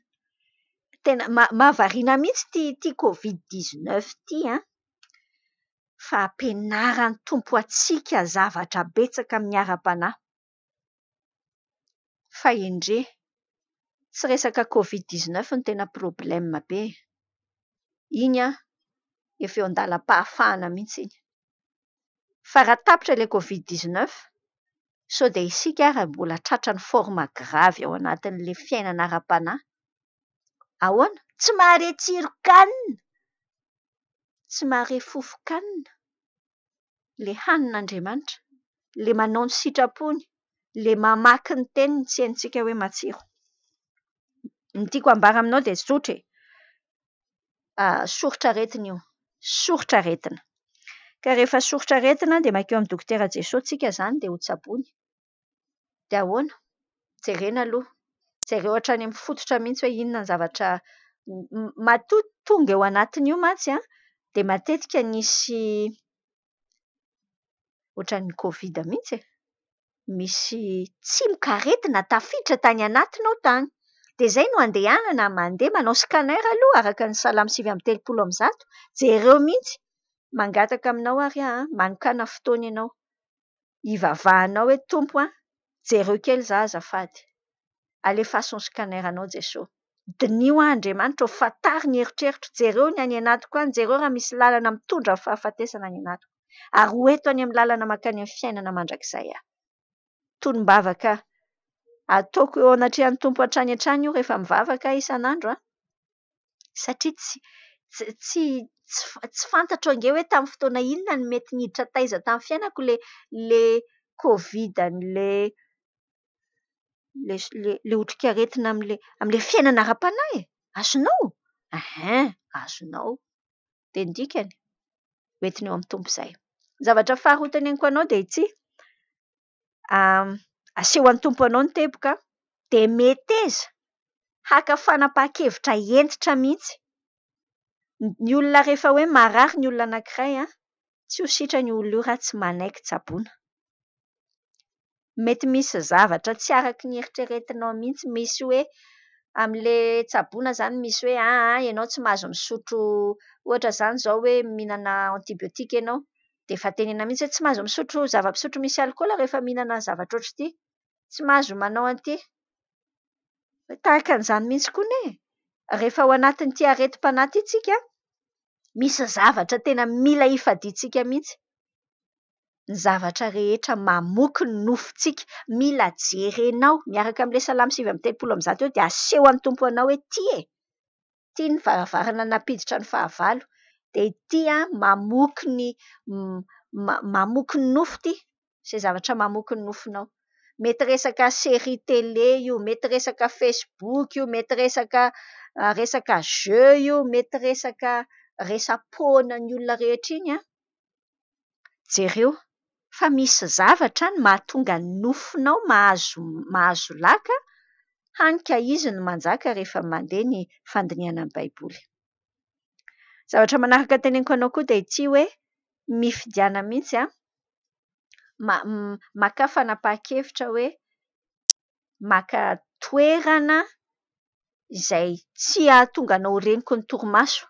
Misy fotoana tsika ihany nge ny manao adalàna kely amin'ilay izy fa eo ambony fandriana eo ihany. Asivy paozy mihitsy tena hoe ianao entitra amin'ny hoe za tena mitady an'io Andriamanitra io fa izay nge Jeremia 27:27-27 hoe rehefa tedavintsika amin'ny fontsika rehetra io Andriamanitra io dia hitantsika izy manomboka henonao ny tsirony kay matsiro izany. Ny dikany tena mitadiava azy mihitsy. Ataovy ny paozy, mety mitsangana angamba.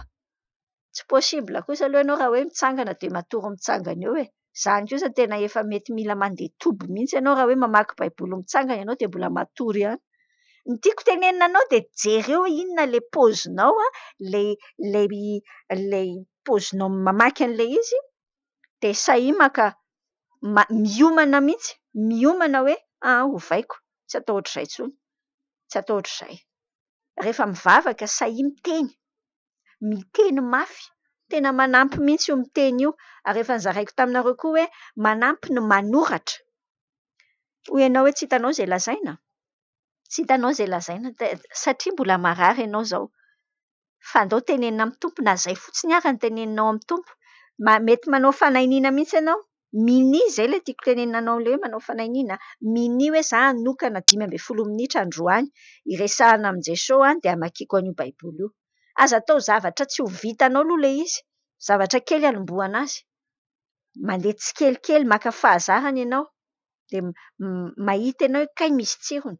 Mety ao anatin'ilay 15 minitra mety ny teneninao amin'ny tompo, teneninao fotsiny tompo tsy hitako mihitsy izay lazaina. Teneno!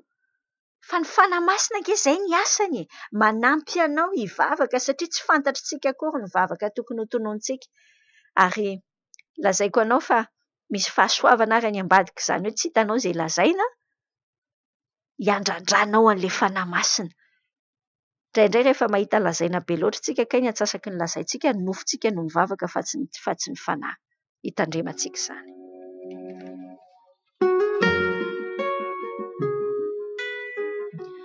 Mangataka vavaka za fa mila ho kivy amin'ny fanenjehan'ny olona eo amin'ny fiainako mahita anaratsiana anay mianakavy foana izy, indrindra fa amin'ny fanompona an'Andriamanitra. Zavatra teneniko anao voalohany dia ilay ampatsahiviko anao ao amin'inona io? Petera 1:4. Ilay tenin'Andriamanitra hoe aza gaga. Petera 1:4 manomboka vakiako anao ne atsahatritsika ary amin'ny 5:12 Ory malala. Aza gaga noho ny fizahn-toetra mahamay izay mahazo anareo ho fitsapatoetra ary aza atao zavatra mahagaga manjoa anareo izany. Teneniko anao tsara izay hoe aza gaga izay. Satria misy fotoana lany amin'ny migagagaga eo ny enerziantsika, ny herintsika. Efa tokony hanao zavatra hafa tsika mbola manontany tena hoe fa maninona ary izao ny tonga amiko hoe fa maninona. Tenenin'ny tompo mazava, aza gaga. Fa araka ny ombonanareo fijaliana amin'ny Kristy dia mifalia mba hiravoravoanareo indrindra amin'ny fisehoany voninahiny koa. Sambatrinareo, raha ratsiana noho ny anaran'i Kristy fa ny fanahiny voninahitra dia ny fanahin'Andriamanitra mipetraka ao aminareo. Fa aoka tsisy eo aminareo hijaly satria mpamono olona na mpangalatra na mpanao ratsy na mpiraharaha an'olona. Fa raha misy mijaly satria kristianina dia aoka tsy ho menatra izy, fa aoka hankalaza an'Andriamanitra amin'izany anarany izany izy. Misy fotoana tsika vokatry ny ataon'ny olona dia ohatrany hoe tsy samy voky ny trano intsony. Misy miteny mpijangajanga hono hoe etsetra. Izao aloha tandremo tsara mihitsy mba tsy ho voatonona amintsika. Le hoe tsy ho voatonona ny tiako ambara aminao amin'iny dia hoe tsy hoe misy zavatra ataontsika ka afaka hitenena ny olona ratsy atsika. Tena tandremantsika izay ilay tenin'Andriamanitra any amin'ny Kolosiana 4:4 milaza hoe mandehana amin'ny Kolosiana 4:5 misy an'iny. Mandehana amin'ny fahendrena amin'izay eo ivelany. Mila mandeha amin'ny fahendrentsika. Tandremantsika tsara izany manoloana ny fanenjehana mba tsy hisy zavatra mihitsy. Izay ilay hoy ny tenin'ny apôstôly Paoly hoe manana fieritreretana manompo an'Andriamanitra amin'ny fieritreretana tsara. Ianao ve manompo an'Andriamanitra amin'ny fieritreretana tsara? Manoloana ny fanenjehana dia izay aloha fanontaniana petraka. Raha ohatra ka misy zavatra mila hitsy ny fiainanao dia andao ahitsy. Misy fotoana tsika mieritreritra fotsiny hoe ka tsy ilay olona manenjika be, manenjika fotsiny tsy mahalala n'inona fa manenjika fotsiny ny olona mba manao an'izao fotsiny dia lazainy fa izao hoe andao tandremantsika tsy hisy zavatra izay ahafahan'ny olona manaraby antsika. Ohatra izany izao ohatra hoe raha izaho zao manambady. Raha izaho manambady no ohatra hoe mandeha zarery mandeha makany Tomasina miaraka amina lehilahy anankiray izay mety ohatra hoe mpiara-miasa amiko na mpiray fikambanana na tsy fantatro. Azonao tsaina rary ny olona raha nenjika amin'izay fotoana izay. Ny olona nge zarany ara misy zavatra ikitiany fa izao ny ataontsika. Izay ny antony itenenan'ny apôstôly Paoly hoe mandehana amin'ny fahendrena. Ny zavatra rehetra ataontsika dia tandremantsika tsara tsy hisy zavatra ahafahan'ny olona mijustifiena hoe manamarina ny fanenjehany ataony amintsika. Izay ilay mandeha amin'ny fieritreretana tsara. Fa ao anatin'io andao tsy ho gaga tsika. Ary vao maika hifaly ary tsika hoy ny tenin'ny apôstôly Petera teo hifaly ary tsika hoe manana anjara amin'ny fanenjehana, amin'ny fijaliana ny atra tamin'i Kristy. Averina aminao koa ilay ao amin'ny Matthieu 5:5 manambara amintsika hoe sambatra ange tsika raha enjehana. Indraindray adinontsika ho azy hoe sambatra ange ianao sambatra ianao.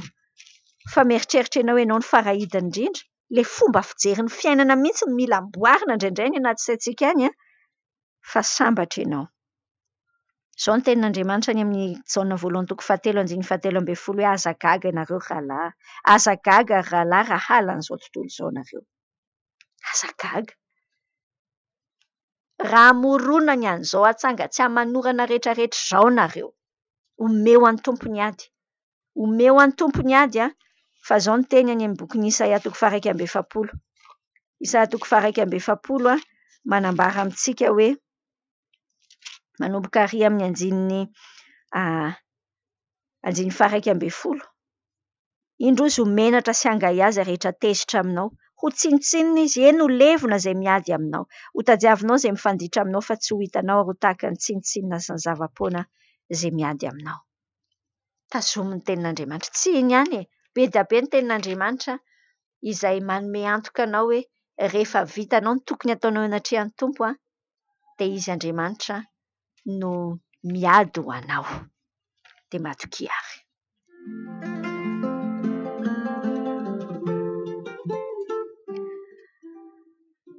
Zavatra manaraka hoe reny manana zanaka vavy anankiray tsy misy vady. Samy efa nandray an'i Jesosy zahay mianaka. Misy vadiny namako tsy menatra amin'ny kaoty anahy foana.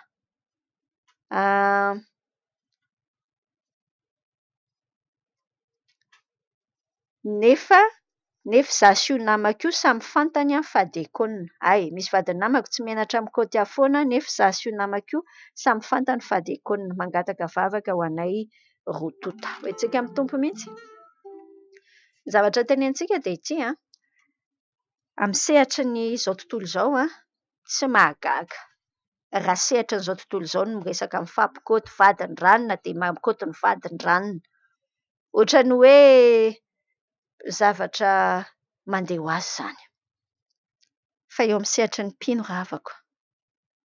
Tsy fantatro na manana ny tompo na tsia. Fa andeha hanararoatra tsika hiteny. Hanararoatra tsika hiteny hoe mbola misy any amin'ny sehatry ny kristianina izany. Mbola misy any am-piangonana ary alohan'ny andehanana mivavaka any am-piangonana indray Ny fijekema zao efa hisokatra amin'ny alahady zao.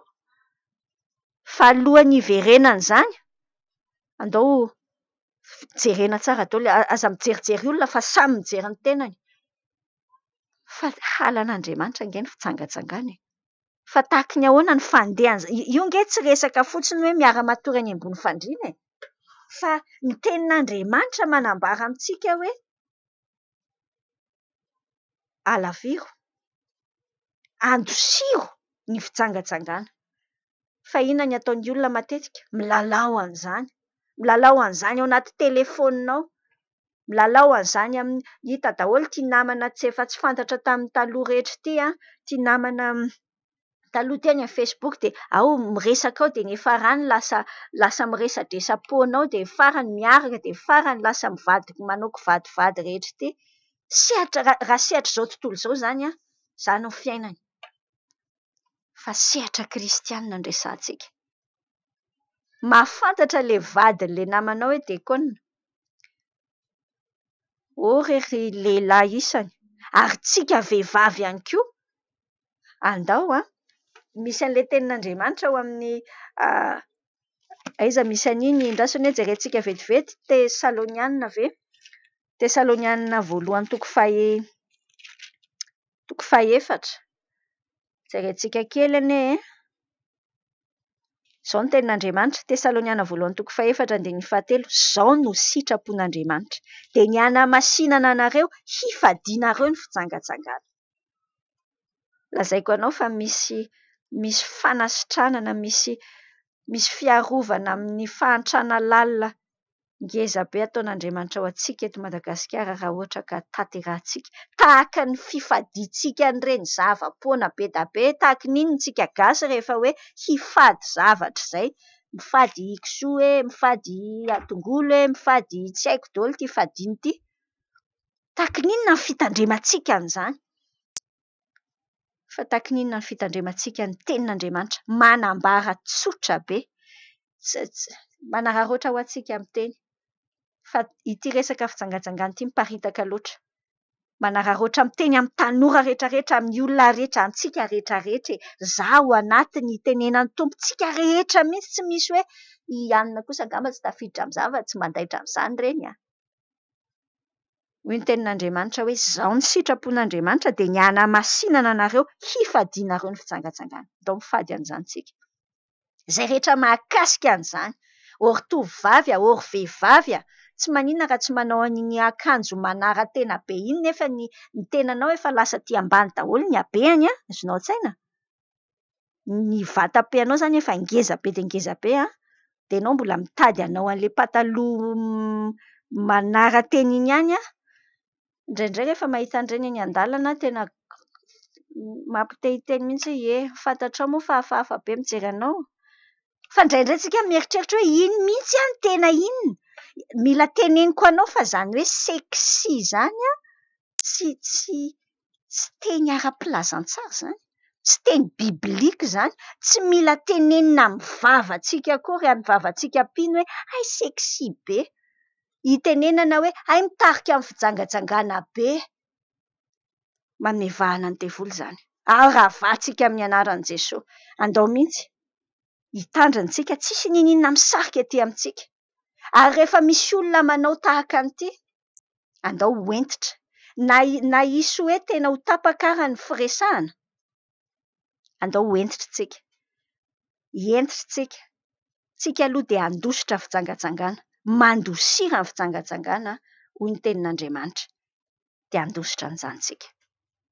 Isaky miteny hoe tsy mila miteny an'izany aminà intsony. Isaky miteny hoe ny vadinao ny tenenako an'izany, teneniko amin'ny vadinao. Misy fotoana matahotra tsika hoe sao dia matahotra, sao dia mananina ny anina, dia sao dia mananina. Isaky mampiseho hoe eto ny tsy mety. Fa raha ohatra ka afina fentsika foana ny ratsy dia mahazo laka izy. Andao hitandrina vao manomboka ange ny zavatra raha afaka hoe. Io ange tsy nisy ny eritreritra vao nifoha eritreritra hoe za zany mba andeha hijangajanga andro any. Tsy misy mieritreritra ohatr'izany ange. Nga misy fanainiana miditra amin'ny fahotana izany. Fa mandeha tsikelikely. Mandeha tsikelikely. SMS kely de teniteny kely lazaiko anao fa rehefa miaino ianao, hitanao ianao vehivavy rehefa maheno hoe liana aminao ny lehilahy anankiray, na tianao na tsy tianao de nofinao mifalifaly amin'izany. Fa raha tsy eo ny fanahinao no mibaiko hoe mangina, tsy mila maheno an'izany zavatra teny izany intsony. Ho tarihany devoly tsikelikely. Mody amin'ny voalohany ianao mety hiteny hoe zao andao hitandrina. Fa le tenin'Andriamanitra miteny amintsika hoe mandositra ny atao. Tsy milalao tsy miodiody eo amin'ny manodidina ilay izy fa mandositra.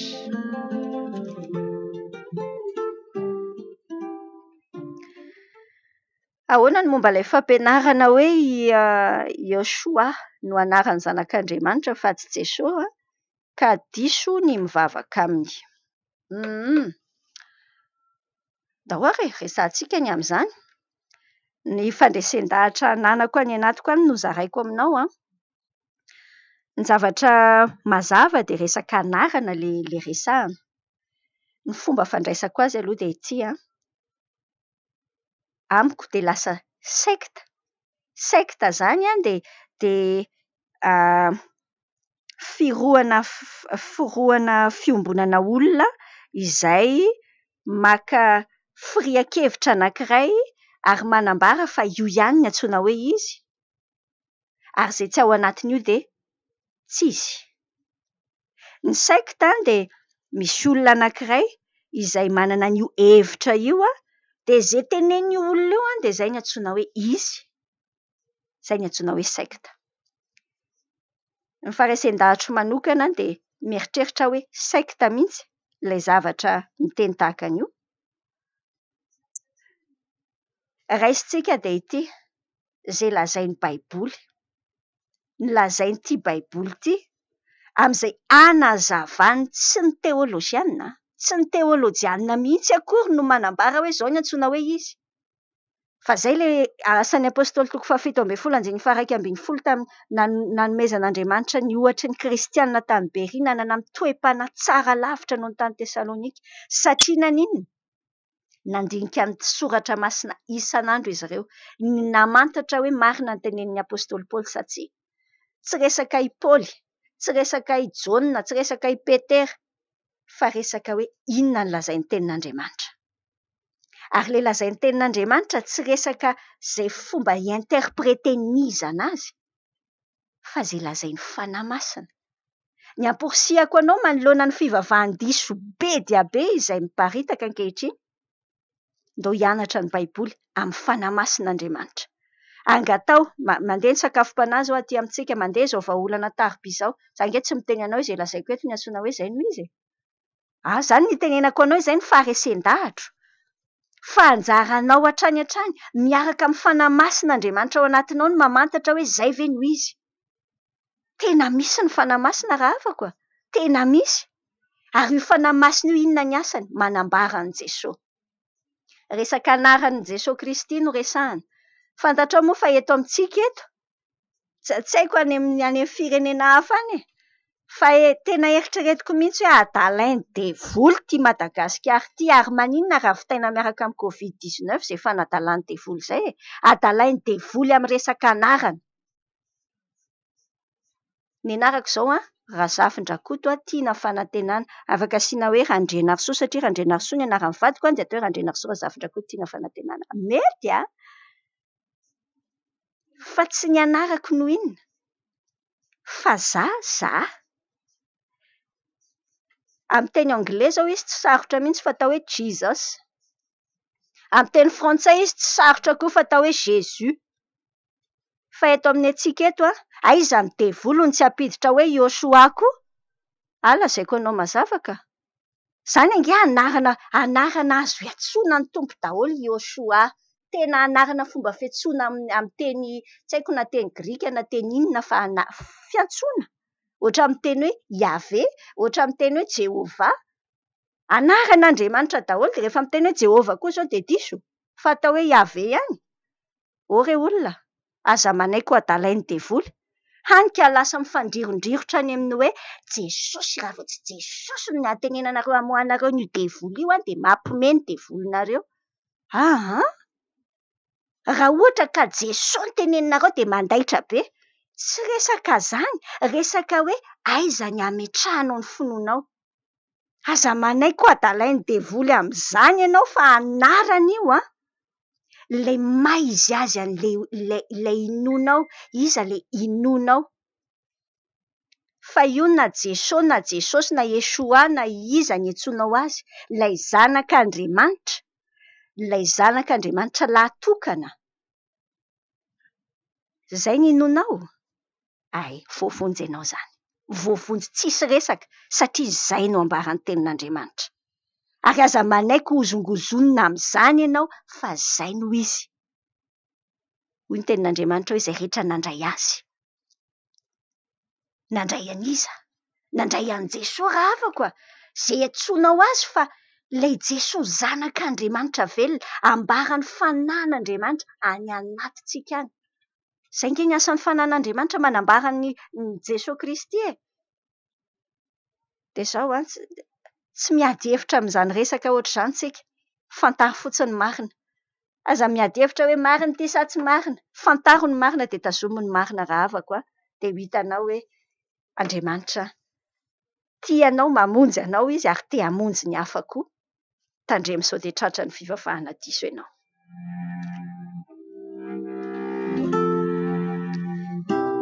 Ao anatin'io misy tenin'Andriamanitra tiako zaraina aminao ihany, tiako zaraina aminao mihitsy. Izao ny tenin'Andriamanitra any amin'ny jaona voalohany. Jaona voalohany toko 13 ary amin'ny andininy 17:20. Izao ilay tenin'Andriamanitra ao amin'ny anaran'i Jesosy vakiako hoe izao ny didiny dia ny inoantsika ny anaran'i Jesosy Kristy. Tsy ilay hoe anarana fotsiny ka hitenenana rehefa tafotoana ianao efa nalaintsika teo aloha teo izay afatra izay resaka izay hoe tafotoana ianao izay miteny mama, tsy izay dia mitenena hoe ai Jesosy io. Tsy izay. Tsy resaka izay nge ilay hoe anarana e. Fa le maha izy azy an'Andriamanitra. Tsy resaka Yeshua inona fa le maha izy azy an'ilay zanak'Andriamanitra velona. Izao ny didiny ho izy dia ny inoantsika ny anaran'i Jesosy Kristy zanany. Ary amin'ny bokin'ny Tesaloniana faharoa vakiako aminao vetivety. Tesaloniana faharoa ny toko 13 dia ny andininy 19. Izao ny voasoratra ny anaran'i Jesosy. Ary mandidy anareo izahay rahalahy amin'ny anaran'i Jesosy Kristy tompontsika, mba hiala anareo amin'ny rahalahy rehetra izay tsy mitoetra tsara ka tsy manaraka ny fampianarana natolotra izay noraisiny taminay. Teneniko anao daholo fotsiny tenin'Andriamanitra. Anjaranao ny mandinika hoe ahoana sy ahoana. Izao ny voalaza ao amin'ny Galatiana toko 1. Izao ny voalaza ao amin'ny Galatiana masika kokoa Paoly eto milaza ny andininy 15 sy 17. Fa na zahay na anjely avy any an-danitra aza no mitory filazantsara hafa aminareo, afa-tsy izay efa notorianay taminareo. Izao no izy aoka ho voahozina izy. Araka ny voalazana efa iny no nolazaiko indray ankehitriny. Raha misy olona mitory filazantsara hafa aminareo, afa-tsy izay efa noraisinareo, aoka ho voahozina izy. Tenin'Andriamanitra mazava izany dia antsika sy ianao no misaintsaina fa dinio amin'ny tenin'Andriamanitra daholo ny zavatra rehetra.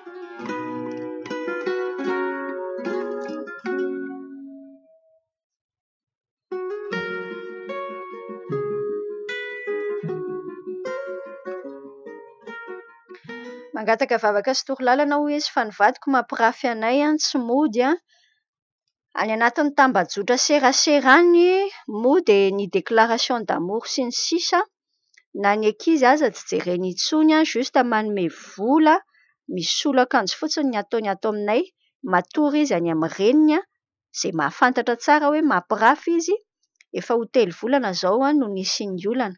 Izaho tsy mitsahatra mivavaka ho azy mandefa tenin'Andriamanitra ho azy isan'andro.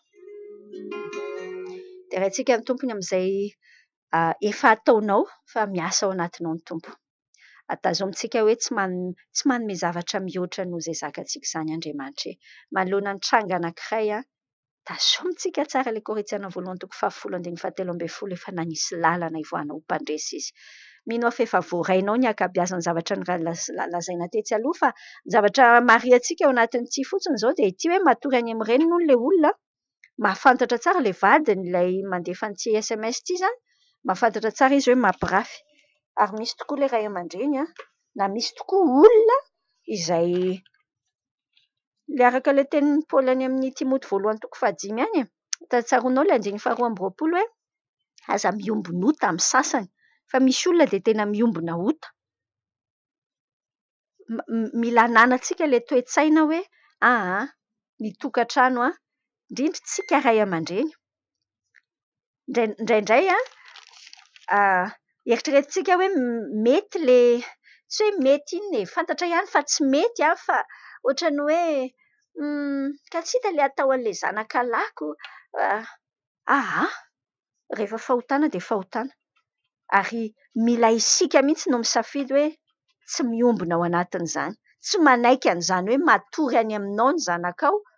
Raha olona manambady ara-dalàna dia tsy tokony hisy izany hoe matory any amin'ny ray aman-dreny le olona, raha tsy hoe tena hoe tranga manokana, fa tsy hoe rehefa te hatory any izy dia matory any dia le dada sy neny tsy taitra akory.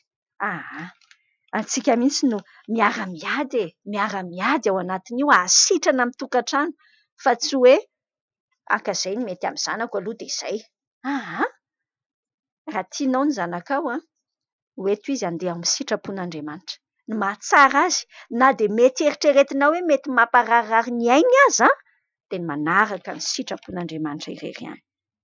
Dia hoentsika amin'ny Tompo io raharaha io, hoentsika amin'ny Tompo fa voafatotra ny vadinao dia mivavaka ho an'ny fanafahana azy, mivavaka ho an'ny tokantranonareo.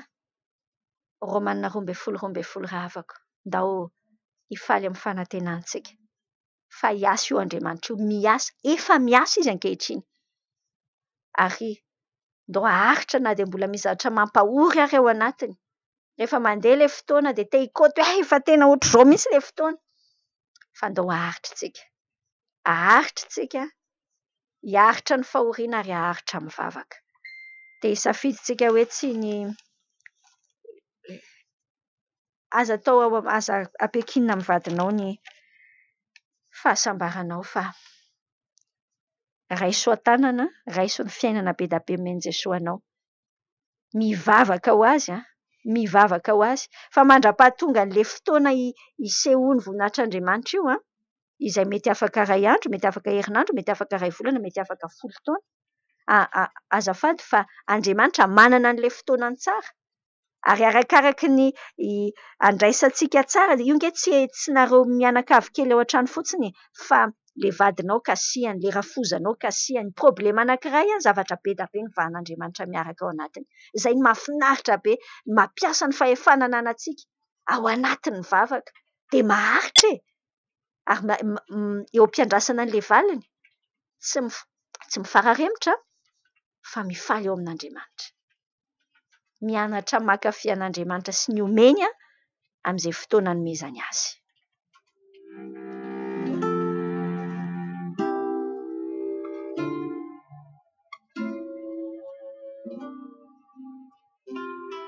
Mangataka vavaka sy torohevitra fa za io miasa amin'ny olona dia tena mahatsiaro hoe hiara-ny herisetra ara-moraly, ka te hiala ato amin'izareo za nefa za tsy manana havana aty Antananarivo.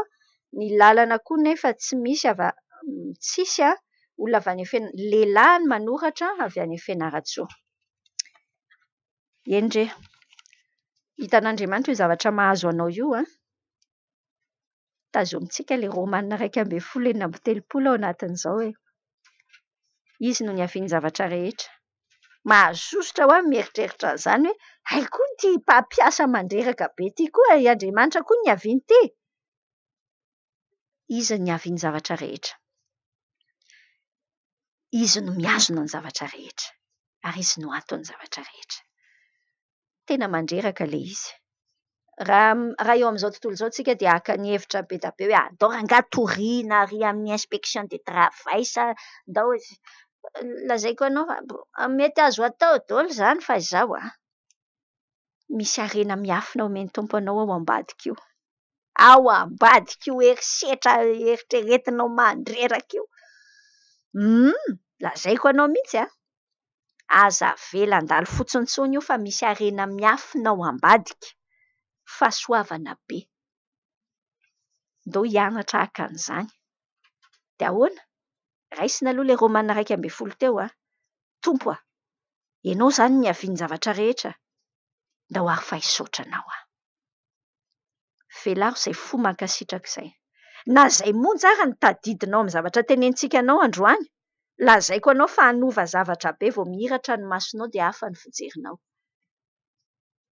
Jerenao nge, eny ampiasain'ny tompo ny zavatra rehetra ary tsy io olona io mikasika ny anak'Andriamason'Andriamanitra nge rehefa mikasika anao ho avalin'Andriamanitra azy tsara ny zavatra rehetra fa aza mieritreritra ny resaka malifaty sy ny izao aloha.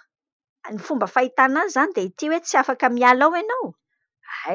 Andao hiainana tsara rangaha, fenoana fankasitrahana ny tompo. Andao hianatra tsika hoe Romanina 12 manomboka ary amin'ny 7:20 mena lalana amin'ny fahatezerana, any Jehovah ny famaliana, any famaliana izany amaly ho Jehovah, miainga ary amin'ny 9:20 ranona ny fahavalonao. Dia ahoana izany? Ndao omeo hanina rangaha izy raha ohatra ka ilay olona mandreraka be iny mihitsy, na resaka fanambadiana ity, na resaka any am-piasana ity na inona. Ndao hianatra an'izany tsika hoe ndao hanao mihoatra noho izay angatahana. Andao tsy vitan'izany fa hanao tsara. Efa notonononao fitahiana ve ilay olona mandreraka be iny? Dia ianao angamba tena ny endri-tiana koa tononona izao iny tonga dia fahatezeran'Andriamanitra aminao, amen. Izany ny vavaky ny ankizy kely ara-panahy izany. Fa ndao hitompontsika sy ianao, misaotra Jesosy noho ny amin'io. Tompo tahio io ahafantatra anao. Rehefa misy fahafahana omeny tompo anao hanaovana zavatra tsara ho azy dia ataovy. Manambatra vaina feo andohany fa fantatra moa. Matoa izy ange manao ohatran'io marary saina. Tsy marary saina adala hoentina hianjana masina ny tiako ambara. Marary ny toe-pony dia lasa maratra ohatr'izany izy dia mandratra ny hafa dia manao izany herisetra ara-moraly izany. Fa soa fa ianao napetraky ny tompo tao amin'ny toeram-piasana io. Dia raina ny tompo. Raiso ny andraikitrao raha afaka ambasadeuran' Jesosy ao ianao izao. Ny tompo arinona ny tsy nieretany? Omeny anao ny fahafahana, ny fahasoavana hiaritra ny zavatra rehetra hatramin'ilay fotoana tsy mamela anao mihoatra noho ny zakanao izany Jesosy. Raiso any aminy any ilay fahasoavana hiatrehanao an'io akafizo rangaha. Izay zavatra teneny anao nge dia izao izao ny isan'ny mampatonga an'izany afaka akafizina. Tsisy raha miteny anao izao izy hoe tena lehilahy tsisy saina mihitsy, na tsy fantatro izay fomba fiteniny amin'ny herisetra ara-moraly itenenanao azy eo. Lazaiko anao fa tsy mahatsisy saina anao izany. Fa maninona tsika no marary ny fontsika rehefa miteny ny olona, fa angaha moa izany tsika Ny tena tsy asako saina mihitsy iza manompo anahy na maninona. Taloha izany tena mampivonto ny ambava foko sy ny rehetrarehetra izay afaka mivonto rehetra. Fa izao izy fotsiny mampalahelo andre dia miantso loza ho an'ny tena ny rangaha tia mifona ho azy ary tompona ity olona ity. Fona ho azy fa tsy fantany izay lazainy. Mamela ny elony i Jesosy fa tsy fantany izay ataony. Mila anao mivavaka ho azy handraisany amin'ny Jesosy Kristy fa mila ny tompo izy fa marary fihetseham-po, marary saina etc.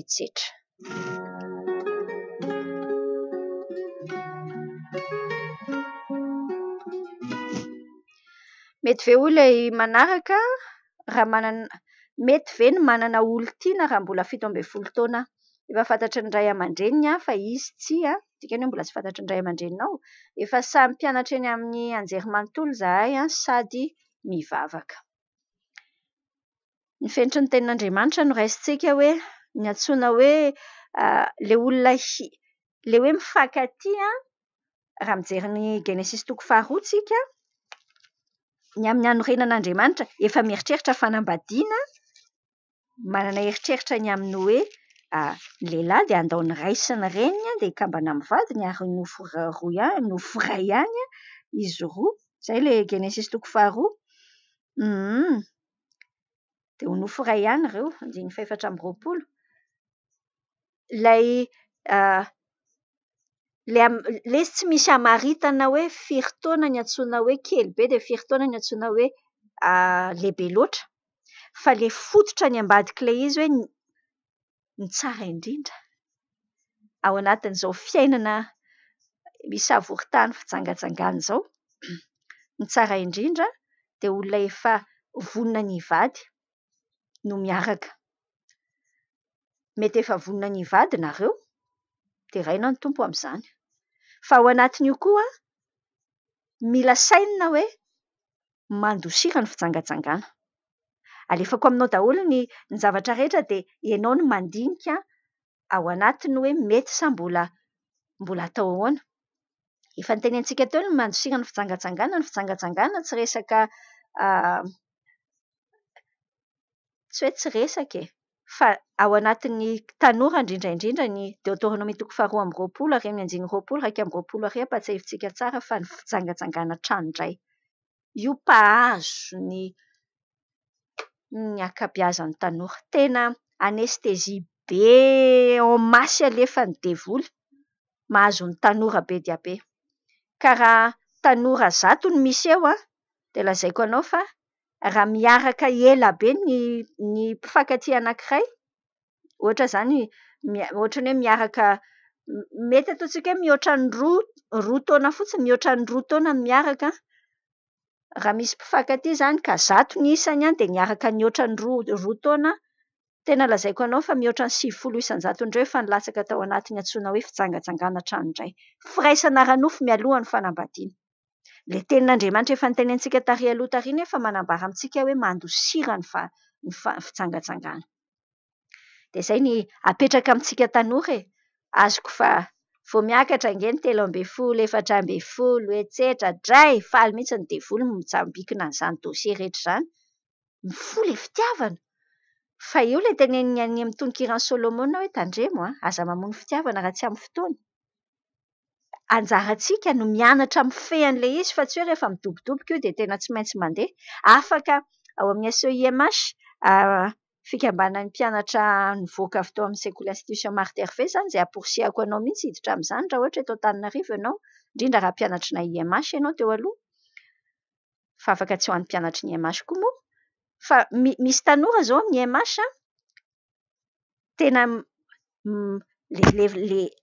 tsy ho amin'ny IMH izany fa teo anivon'io sehatra io ilay tovolahy miteby fitiavana amin'ity tovovavy ity, ilay tovovavy koa tahaka izay fa mifanaraka mihitsy zareo tsika tsy mbola hiaraka. Satria mbola tsy afaka hoe andeha hivady raha afankapitsitsika satria mbola samy mamita fianarana. Lazaiko anao fa afaka ho possible tsara mihitsy ny hoe lehilahy sy vehivavy anankiray mifanaja tsara. Eo amin'izao tontolo izao izany tsy possible satria tsy manana ny fanahin'Andriamanitra izy, fa eto amintsika possible izany. Satria manana ny fanahiny ny fahendrena sy fitiavana ary fahonoana tena isika. Dia mamakafaka tsara tsika hoe manahoana dia anjaranao no mandinika mba tsy ho rembon'ny devoly.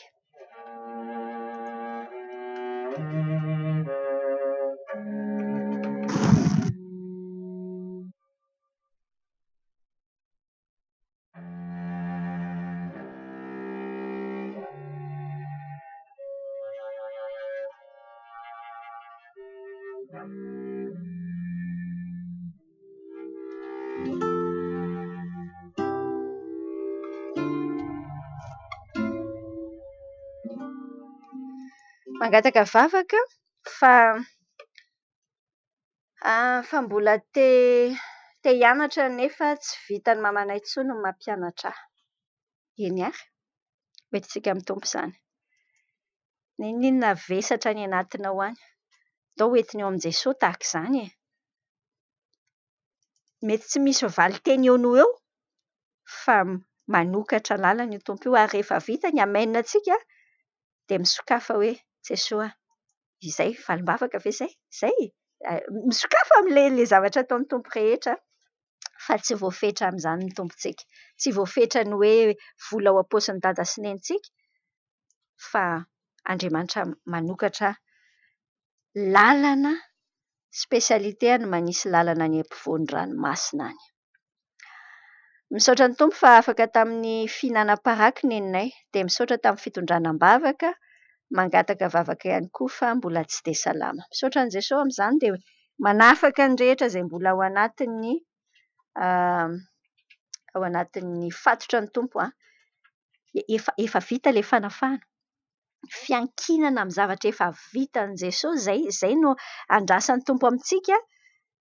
Sokafan'ny tompo amin'ny masonao hoe sokafan'ny tompo ny any fananao any ahafantatra ny efa vitan'Andriamanitra ho anao dia hitanao hoe hoay moa za ty efa afaka.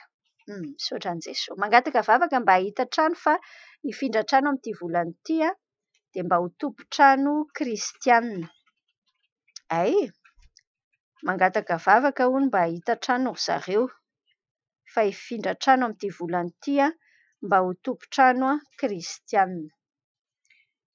FJKM teneniny mihitsy tsy maninona tenenintsika amin' Jesosy arak'izany io Mangataka vavaka ho an'ny vadiko mandeha mivavaka ihany saingy na dia mamaky baiboly aza dia tsy mety mamaky sady mbola tsy afaka fihinana-baraky. Mila mifanena amin'ny tompo izy. Mila mifanena amin'ny tompo. Mbola tsy anazy tanteraka. Tsy misy hoe anazy atapatapany koa moa ty raharaha ty fa na anazy na tsy.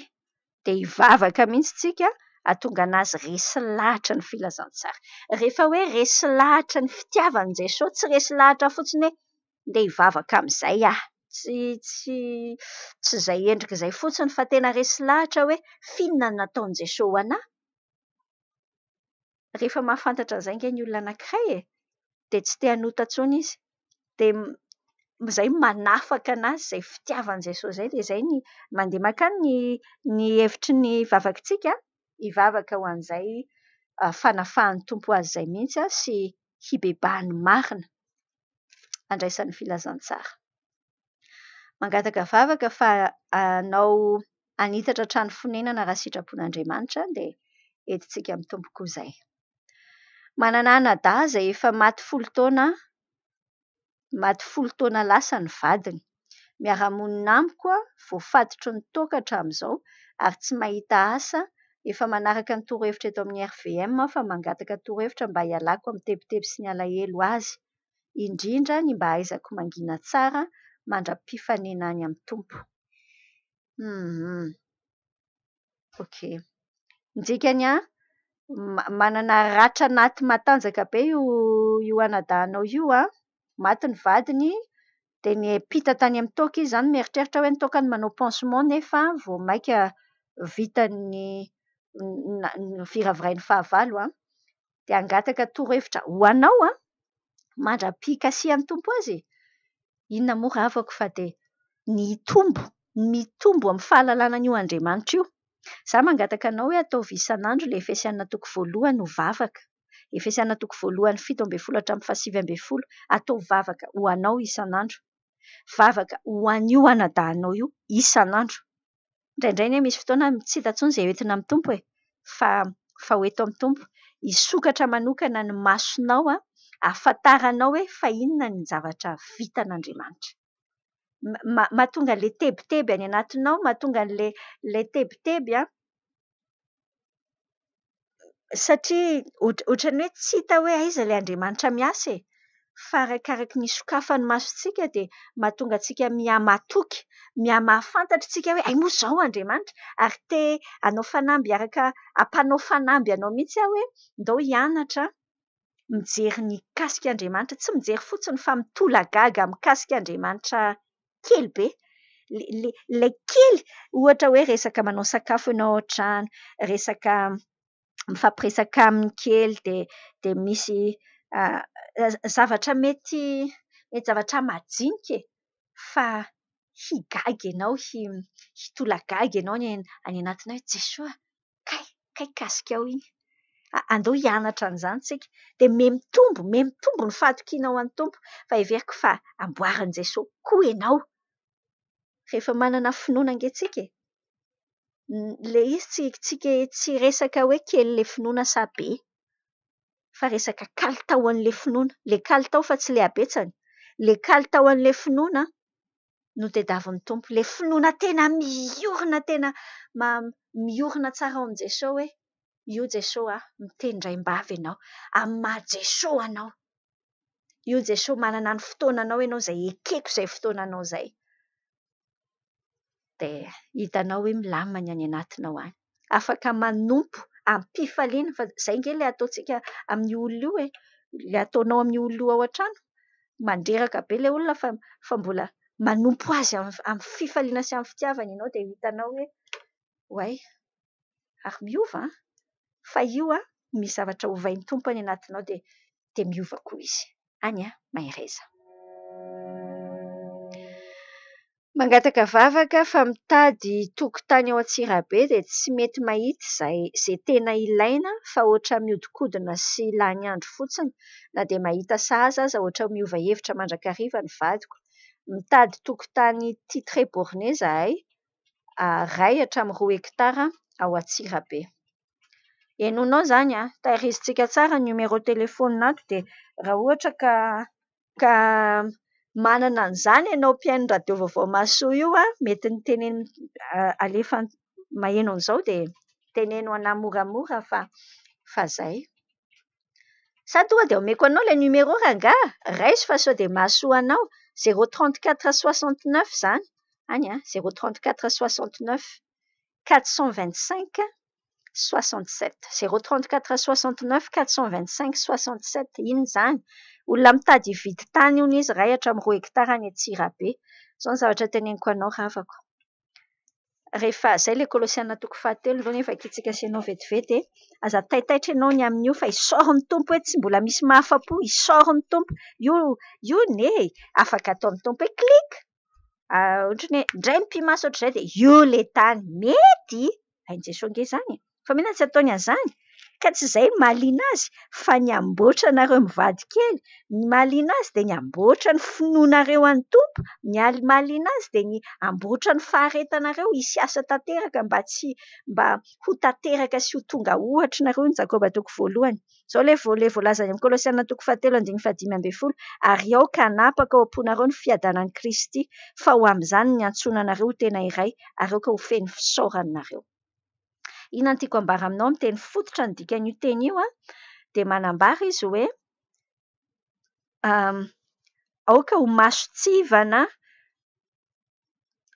amalinareo ny fanontaniana mandeha any anatin'ny sainareo hoe mety sa tsy mety ity zavatra ataoko ity ny fiadanan'i Kristy. Raha tsorina be dia ohatr'izay ilay izy. Ny dikany andao hisaotra ny tompo.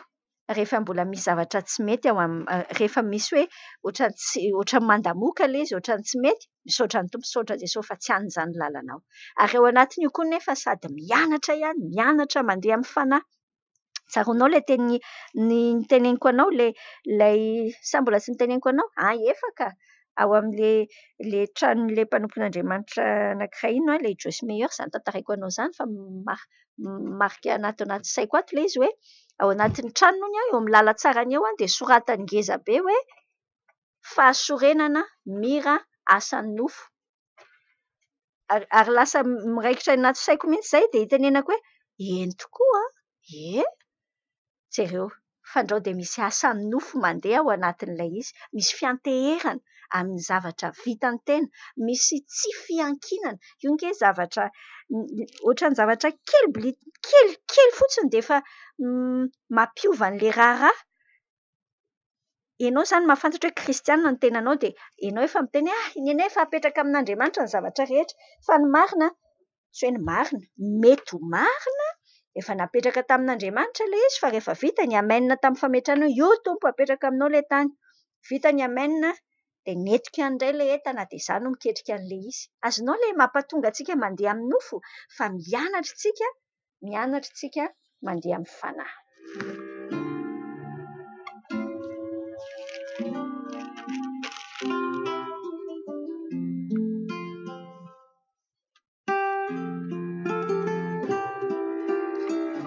Inona ny atao izy fa ny fianakaviako sy ny namako raso hoe inona ny atao fa tsy nalohan'ny fianakaviako sy ny namako ny volako. Manao teny mandratra fo be zareo rehefa hitakiana ny volany dia mba eto ambavaka fa be voky efo teraka mivonto ny tongotra sady sepotra be rehefa matory ny vadiko tsy eto toerana Ny fianakaviana mialangalana, ny zanako anankiray mbola kely irery sady tena mikorotana ny tokantranoko za tsy hanasa nefa zaza efa roa. Rehefa jerena ny zavatra rehetra manjoanao dia mavesatra. Eny e, mavesatra. Fa zao mbola mavesatra lavitra noho izany. Ny fahasoavana. Tsy hoe mavesatra lavitra e. Ampy ho anao ny fahasoavan'i Jesosy Kristy. Averiko aminao ny Deutéronome 7:3-5:20 tenentsika lalandava iny, ho visy varahana ny hidinao ary hifamatra amin'ny andronao ny fiadananao. Io nge raha lasa ny vadinao na ilay tsy nalohany zareo ilay vola dia Andriamanitra ny an-danitra ho tsy manao hoe lalina koa ty fa efa teraka raha matokely nefa toatra ny tsy nalefa ny olona ny volany. Tsy manao an'izany any an-danitra any Andriamanitra e. Tsy hoe tsy hitany izay atao. Tiany ianao. Tiany ianao. Io zanakao akibonao io izy no mikasa ny fisian'io. Fatany tsara io. Ndao hiantehitra amin'ny tompontsika. Hiantehitra amin'ny tompontsika. Fa mamonjy anao io Jesosy Kristy io hiarangataka asa izay sahaza amin'izay tokony ho atao. Angatahantsika ny olona tokony hanome fa izao tsy miantehitra amin'izay tsika. Fa misokatra amin'izay lalan'ny tompo rehetra fa goaika aza nampiasain'Andriamanitra namoaka ny Elipa aminany. Mainka moa fa ianareo telo mianaka kely. Mianareo ny tompontsika. Hanome ny sahaza anao izy aza manahy anao. Miantoraha amin'ny tompo dia misokafa amin'izay valim-bavaka rehetra fa hivavaka ho an'izay tsika. Mangataka vavaka fa misy fanahy manakana tsy hanambady, tsy hananjanaka, hiasa tsy hakatoto tenin'Andriamanitra ary valim-bavaka nefa 7 taona za. Misy fanahy manakana tsy hanambady, tsy hananjanaka. Ravaina amin'ny anaran'i Jesosy zany raha izay. Mila azontsika tsara zany fa raha azontsika any anatin'ny fanahintsika any hoe misy fanahy ratsy miasa dia mila tapahanao.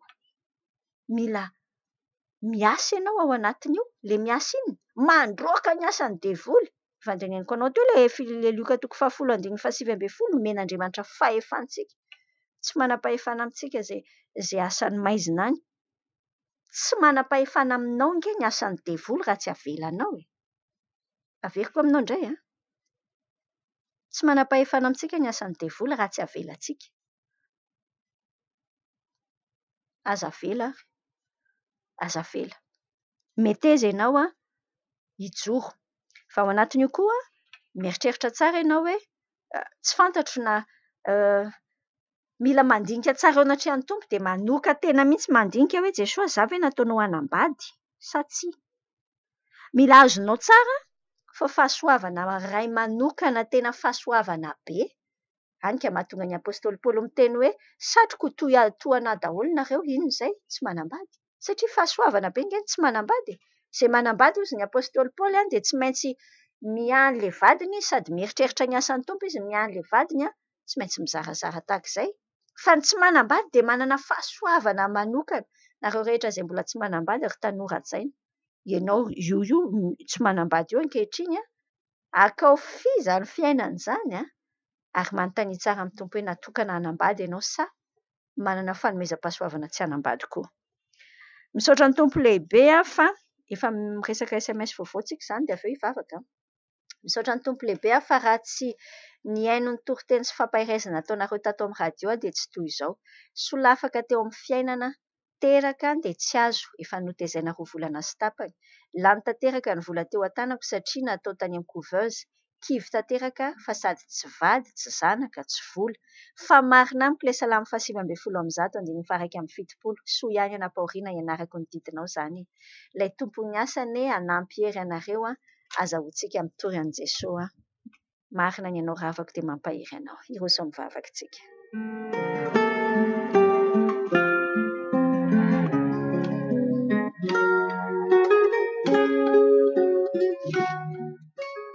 Amin'ny anaranao Jesosy Kristy no iantsonay ny an'Andriamanitra iray ankehitriny manatona seza fiandrianana izahay izao miaraka amin'ny ranao Jesosy mandrakotra anay. Misaotra Tompo fa meno fahasahiana izahay. Misaotra ny amin'ny fahafahana manokatra aminao, mbola tsy miteny ny vavanay no efa fantatra ao daholo. Misaotra Jesosy ny amin'ny vavaka. Fahasoavana be no hoe afaka mivavaka izay. Omeo anay re ny finoana, omeo anay ny fanantenana any anaty any, fa tsy nitranga amin'izay amin'ny fiainanay no miteny farany ankehitriny. Fa ianao Andriamanitra no manana ny teny farany. Ary ninona zava amin'izay dia tsy foana ny fanantenanay. Velomy any anatinay izay finoana izay eto am-panantonana anao eto. Jesosy miara-mivavaka izahay, atanjaka ny finoana rehetra, atanjao amin'ny fanahinao re mitoe-panaty anatinay. Miara-mivavaka izahay Tompo, tena hamaka mafy dia miorina, hamaka laly dia miorina mafy ao aminao, amin'ny fitiavanao izahay rehetra. Hitanao ny be da be ny resaka olana natokantrano resahana teo Jesosy. Be da be ny ratra vokatry ny fiarahamonina, misy mpampiasa mandreraka, misy rafozana tokony mba manampy izy indray no mampiatrano an'ilay rangahy tsy mety hody ry. Hitanao Jesosy ilay izy. Hitanao ny ratra rehetrarehetra vokatry izany. Hitanao fa aty anatinay ilay tsy saina ratsy amin'io vady io, fa efa nanondrana be izy dia vao maika isaky mahita an'ilay telefona izay dia mieritreritra an'ilay izy. Azonao Jesosy ilay izy. Miara-mivavaka izay Tompo hoe avoto izay. Fenoa ny fitiavanao izao. Sitrano amin'ilay fitiavanao. Amin'ny anaran'i Jesosy ny hanokafana ny masony tsirairay avy. Sokafana amin'ny anaran'i Jesosy, esorina mihitsy ilay kira trondro be, ilay kiran-javatra mahatonga anay mifantoka amin'ilay zavatra isan'andro, mahatonga anay tsy mahita afa-tsy ilay olana, mahatonga anay te hitsoaka be any Fianaratsoa any dia Jesosy hitanao daholo ilay raharaha. Tompo vonjeo izahay, ahita hoe ay moa ianao tia anay. Ka ianao Andriamanitra ngeza be io raha tia anay nafoy an'i Jesosy. Maimaim-poana ho anay moa tsy omenao miaraka amin'ny Jesosy koa va ny zavatra rehetra. Sokafo ny masonay fa hainay ilay teny. Fa ilay iainana azy mihitsy misy fotoana mbola velotepitepy izahay. Velotepitepy izay manoloana io jereo ilay anadama mitoka be io foana. Mampalahelo nga izy ry Tompo e. Nefa koa sady mahasosotra indraindray. Hitanao Jesosy vonjeo izahay mba afaka ino, mba tena iorina, ary ho izahay no kanala, inona izany Tompo? Fatsona, malalaka tsara, tsy tsetsiny, fa malalaka hitondra famonjena ao amin'io ao an-tranonay io, ho an'io ankonana io, ho an'io mpampiasa io, ho an'io fiarahamonina manenjika lava tsy hita izay anaovana azy io. Andriamanitra, eo an-tananao ny ametrahanay an'izany. Jesosy atanjao izahay. Izay Jesosy te hianatra an'izany hoe mahita migaga. Ahoana ohatrany tsy te gasy tsara ve izany ry Tompo? Gaga amin'ny zavatra majinika hoe kay tia anay ianao, kay miasa ho anay ianao, kay fa vitanao daholo ny zavatra rehetra. Dia hianatra an'izany izay Jesosy, ampianaro. Miasainao anatin'izany Jesosy. Tompo hitanao ny etaetany tsirairay te handroso. Misy fotoana ange Jesosy te handroso efa tsy mahita tsiron-kanina voan'ny forma gravy amin'ny areti-panahy. Tompo makeo aminao dokotera Jesosy izay izao sitrano. Io mivavaka io nefa tsy hita akory izay tenenina. Matory foana fotsiny rehefa mamaky baiboly. Misy fotoana ange Jesosy dia mandefa fahanginana be fotsiny ny henonay. Tsy maheno anao mihitsy. Jesosy ampahirezonay, ampahirezony tsirairay aminay izao any miara-mangataka izay Tompo hoe sokafanao ny mason'ny fanahinay. Ahita tsirony amin'io teninao io izahay. Ahafantatra ny marina. Koa izay ianao hoe rehefa maharitra amin'ny teninao izay dia lasa mahafantatra ny marina. Dia ny marina manafaka anay tsy ho andefo. Jereo Jesosy fa mbola misy andevozona fahatezerana ange. Mbola misy andevozona fahakizitinana. Mbola misy andevozona paraky io Tompo. Mbola misy andevozon-javatra samihafa. Io Jesosy fa andevozon'ny fijangajangana, andevozon'ny Facebook, andevozona ody ratsy. Amin'ny anaran'i Jesosy Kristy no hanapahako ny fanandevozana rehetra. Sokafana amin'ny anaran'i Jesosy ny fatotra. Tsy manan-kera eo anatin'io havanay io. Tsy manan-kera eo anatin'io tokantrano io. Intsony ianao Satana, miala ny tananao. Didinay amin'ny anaran'i Jesosy Kristy. Tsy mahazo manjaka ao anatin'ny ankonanay. Ilay aty anatinay lasa ohatra mitanondrinondrika sy mora mitomany lava io. Miala amin'ny anaran'i Jesosy izany. Fa ilay fanahin'Andriamanitra, ilay fifalian'i Jehovah izao ny tononoko fiarovana mafy ao anatin'ny tsirairay ao. moderainy ianao Jesosy fa miasa amin'ny fiainanay. Tompo be da be ilay fivavahana diso manadala be ankehitriny sokafony masonay. Be da be ilay olona mitony tena pastera, mpiandry, etc. Kay misy ambodi be rendry Jesosy. Jesosy ameo ny fanahy manavaka izahay amin'ny fotoana rehetra. Omeo fanahy manavaka ary fiambenana. Fanahy mahay miambina aty anatinay aty. Tsy hosodokany je t'aime ireo tanora ireo Jesosy fa tena anontany hevitra ao mialohan'ny hidirana amin'io resaka fiainam-pitiavana io. Atanjao ny fanahiny anatin'ny tsirairay Tompo mba tsy ho resy ny fivavahan-diso, mba tsy ho resy ny fitaka ataon'ny devoly. Jesosy arovy manokana ny tanoranao, arovy manokana, tsy hilatsaka ao anaty fijangajangana. Tapako amin'ny anaran'i Jesosy mihitsy ny fanahana fijangajangana mandeha ao anatin'io fiangonana io, ao anatin'io tokantrano io, ao anatin'io fiarahamonina io, ravako amin'ny anaran'i Jesosy izany. Miasa ianao Tompo ao anatin'izany. Jesosy ianao no mijery an'ireny olona manenjika foana ireny any Tompo ampianaro izay hamela heloka ao anatin'ity raharaha ity ianao no miady ho anay. Jesosy akombona amin'ny anaranao ny vavany ary hoentina hafantatra anao izy Jesosy. Sokafony masony ahatonga azy ho resy lahatra ny filazantsaranao. Jesosy jereo daholo ny faniriana lalina ny anaty any. Misy maniry anao trano ao, misaotra ny amin'izay fanomenao rehetra. Misy maniry hividy tany ao, misy mangataka asa aminao ao Jesosy. Misy maniry hanambady ao, misy maniry hananjanaka ao, misy faniriana samihafa Tompo ilay izy Miasa ianao Tompo ao anatiny. Amboary izahay, omany izahay Tompo ary aza omenanay mihitsy izay tsy zakanay Jesosy. Omany izahay ahazaka izay tianao omenanay. Omany hetry, andeha amin'ny fanetretena ao anatrehanao. Andeha amin'ny fanahy fahendrena fa tsy hitondra tena tahaka ny adala. Arovy manokana amin'ny fitiavan-javatra, fitiavana filany izao tontolo izao. Andriamanitra mangataka aminao izahay mba ianao mihitsy no hiasa ao anatin'ny fiainan'ny tsirairay avy. Mangataka izahay Tompo ho an'ilay olona manokana, ilay olona hoe te hianatra mety tsy izy irery fa ao anatina fahasahiranana ny ankonana ankehitriny asehoy Jesosy fa miandraikitra ianao, manome ny hohanina, ny sotroina, manome ny ahafahana mianatra. Tononoko amin'ny anaran'i Jesosy fa misokatra ny lalana amin'ny olona te hianatra io nefa tsy afaka manana fahafahana an'izany. Jesosy ianao nge miteny hoe ianao miasa ao anatin'ny fikasana sy fanaovana dia sokafana ny lalana Jesosy. Misaotra Tompo fa manafaka miparaka ianao amin'ny sigara, amin'ny orongony mamatotra an'io zanaka io, mamatotra an'io dady io, mamatotra an'io vady io, mamatotra. Misy reny Jesosy io Jesosy jereo manokana fa mahamenatr'olona ry Tompo fa reny vehivavy dia mamitoaka velona. Jesosy vonjeo io Tompo jereo manokana izay rehetra manana olana amin'ny trano ankehitriny. Misy mila mifindra trano, misy miôdiôdy ny resaka hoe voaroaka satria tsy malofa trano. Jesosy jereo ianao no miasa Tompo tsy horon-javatsoa ny mpanomponao. Tompo mahatoky anao izay feon-tananao daholo ny zavatra rehetra. Mety misy zavatra tsy voatonoko Jesosy eny be dia be fa izaho ny fantatray mahalala mihoatra ilay teninao amin'ilay fiasana tazominay tsara fa ianao Andriamanitra no manome anay mihoatra lavitra noho izay nieritreretinay sy angatahnay.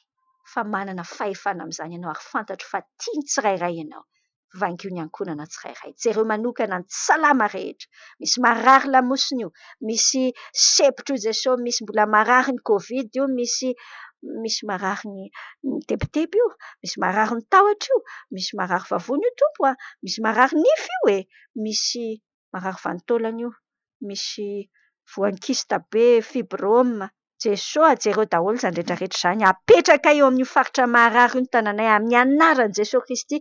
Ny androako ny fanahan-drofy alefan'ny devoly, tononona amin'ny olona io, tononona amin'io zanaka io, tononona amin'io reny io, tononona amin'io ray io, tononona amin'io vady io, ny fanasitrananao Andriamanitra. Tsy niova ny herinao. Misaotra Tompo fa manafaka ianao. amin'io aretin'andolavy io, amin'io areti-tsofiny io, misaotra Jesosy, amin'ny anaranao ny anaovanay ny vavaka. Amen.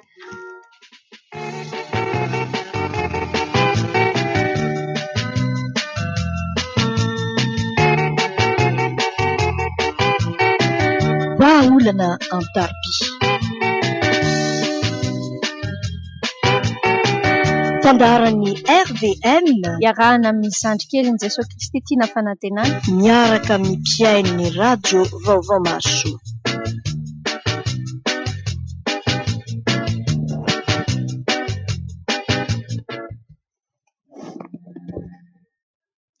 Mbola miaino ohatran'ny onjampeo-ny Radio Vaovao mahasoa ianao amin'ny itian'io ity. Efa latsaka 10 minitra ny amin'ny 9:00 tsy maninona akory fa misy resaka kely teneniko anao dia avy eo miditra amin'ny teninao ny mamelona antsika, dia miditra amin'ny ombay mitadidy, dia miditra amin'ny filazana samihafa rehefa avy eo. Ho an'ny tohivakan'ny fahamarinana ty resahako anao ty.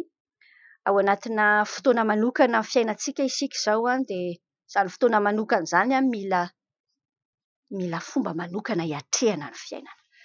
Dia ao anatin'ny tohivakan'ny fahamarinana dia anomboka anao fiaraha-mivavaka isika, ka hideranan'ny tompo ny teknôlôjia izay omeny dia manomboka amin'ny alatsinainy izao dia manasa antsika mpikambana, ny mpikambana rehetra amin'ny tohivakan'ny fahamarinana, n'aiza misy ianao.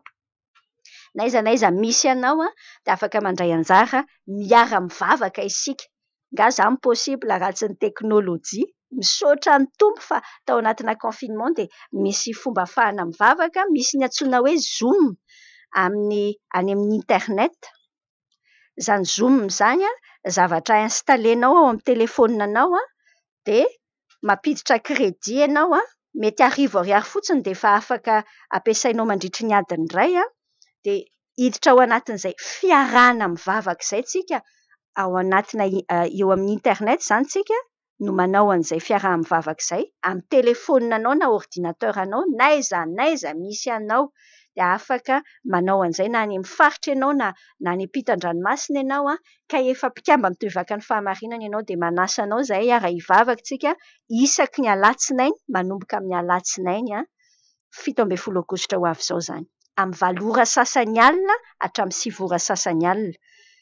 Fiaraha-mivavaka ny mpikamba ny tohivakan'ny fahamarinana. Raha te handray anjara amin'izany ianao dia afaka alefanao ny numéro téléphone, afaka tsy numéro téléphonenao ny anaranao feno raha te handray anjara ianao ao anatin'io dia afaka alefanao amin'ny MP na le afatra miafina amin'ny Facebook ny chaîne d'honnêteté, ny anaranao feno na alefanao ao amin'ny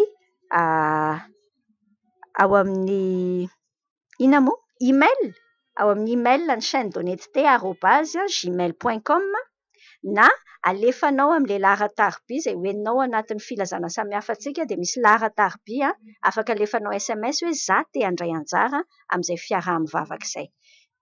Afaka miara-mivavaka ny olona aman-jatony ao anatin'io Zoom io mahafinaritra be izany. Fa aza mieritreritra ianao indraindray rehefa zavatra tsy fanaontsika dia tonga dia mieritreritra tsy haiko izany. Ohatran'ilay mandefa an'ilay rakim-peo izao, hoy taminao hoe rehefa raha any amin'ny faritra ianao dia alefa email aminao dia alainao any amin'ny cyber fotsiny. Raha ohatra hoe faritra ambanivohitra izao tsy misy an'izany cyber izany dia miandry kely an'ilay fivoahan'ny confinement ka mandeha amin'izay ny taxi brosy dia afaka tonga any aminareo ny rakim-peontsika. Fa raha ohatra ka tsisy an'izay ianao raha ohatra ka tsy hoe tsisy raha ohatra ka te hazo an'ilay rakim-peo ianao dia mandefa email dia rehefa maheno an'izany ny saintsika dia sarotra be izany. Izay foana aloha ilay izy rehefa zavatra vaovao. Fandao haka fanampintsika mpiaino Radio Vaovao mahasoa fa aika tsy maninona afaka atao makany amin'ny cyber ianao dia miteny amin'ilay raha tsy mahay ianao dia miteny za mba hanokafy an'izany adresy email dia hanokafany ianao dia alefanao aty aminay ilay adresinao dia alefanay aminao ilay rakim-peo, afaka ampiasainao zavatra be da be ilay adresy email anao rehefa avy eo izany rehetra izany. Dia tahaka izany koa ity hoe Zoom ity, zavatra application atao amin'ny telefonina izany na atao amin'ny ordinateur dia afaka miara-miditra dia miresaka, afaka hita eo ary ny sarinao fa rehefa tsy te hahita mandeha be ny crédit dia tsy asiana sary. Izany installena amin'ny telefônina fotsiny, misy hoe Zoom ZOOM. Makany amin'ilay Play Store ianao dia manao an'izay. Tsy sarotra fanontaniana hoe fanamasina dia mety misy olona manoro anao eny antsefatsefany rehetra eny isaorana ny tompo izany. Dia izay ny resaka kely fa andao amin'izay tsika hiaino ny teninao ny mamelona. Ny teninao no mamelona ahy. Ny teninao no mamelona ahy. Fandaharana ny radio vaovao mahasoa. Iarahanao fikambanany mampiely baiboly malagasy. Fandaharana natao amakinao anao ny andiny tsoratra masina ao anatin'ny baiboly. Andro 7:30.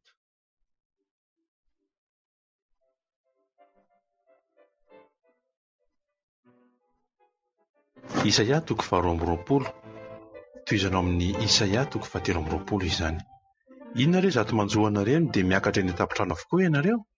Rilay be orakoraka, tanàna be tabataba, vohitra miravoravo. Ny faty eo aminao dia tsy mba hanovo ny tsabatra na maty anady. Ny aran'andrositra ny lehibenao, na fatotra tsy amitsipika izy.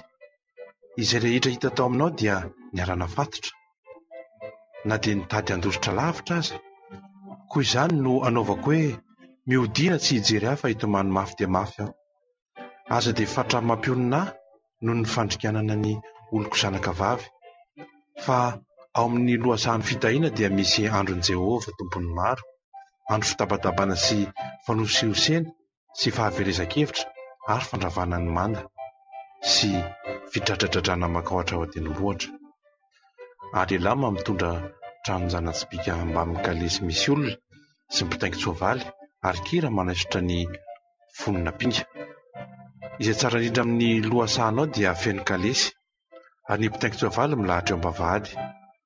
Dia alana ny fisalompona ny Joda ary mijery ny fiadiana ao an-trano aly ianao amin'izany andro izany.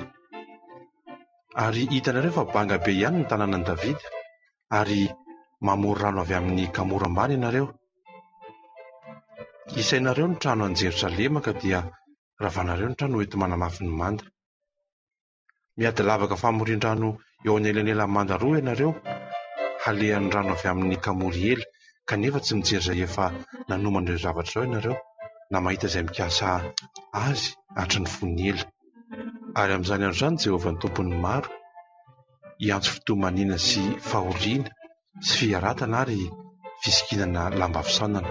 Kanjo hoe izay atao hafaliana sy aravoravona sy famonoanomby sy ondra manosy ary finanakena sy fisotroan-divay.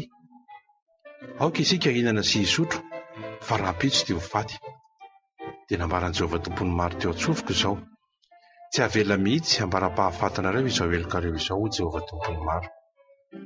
Izao no lazain'i Jehovah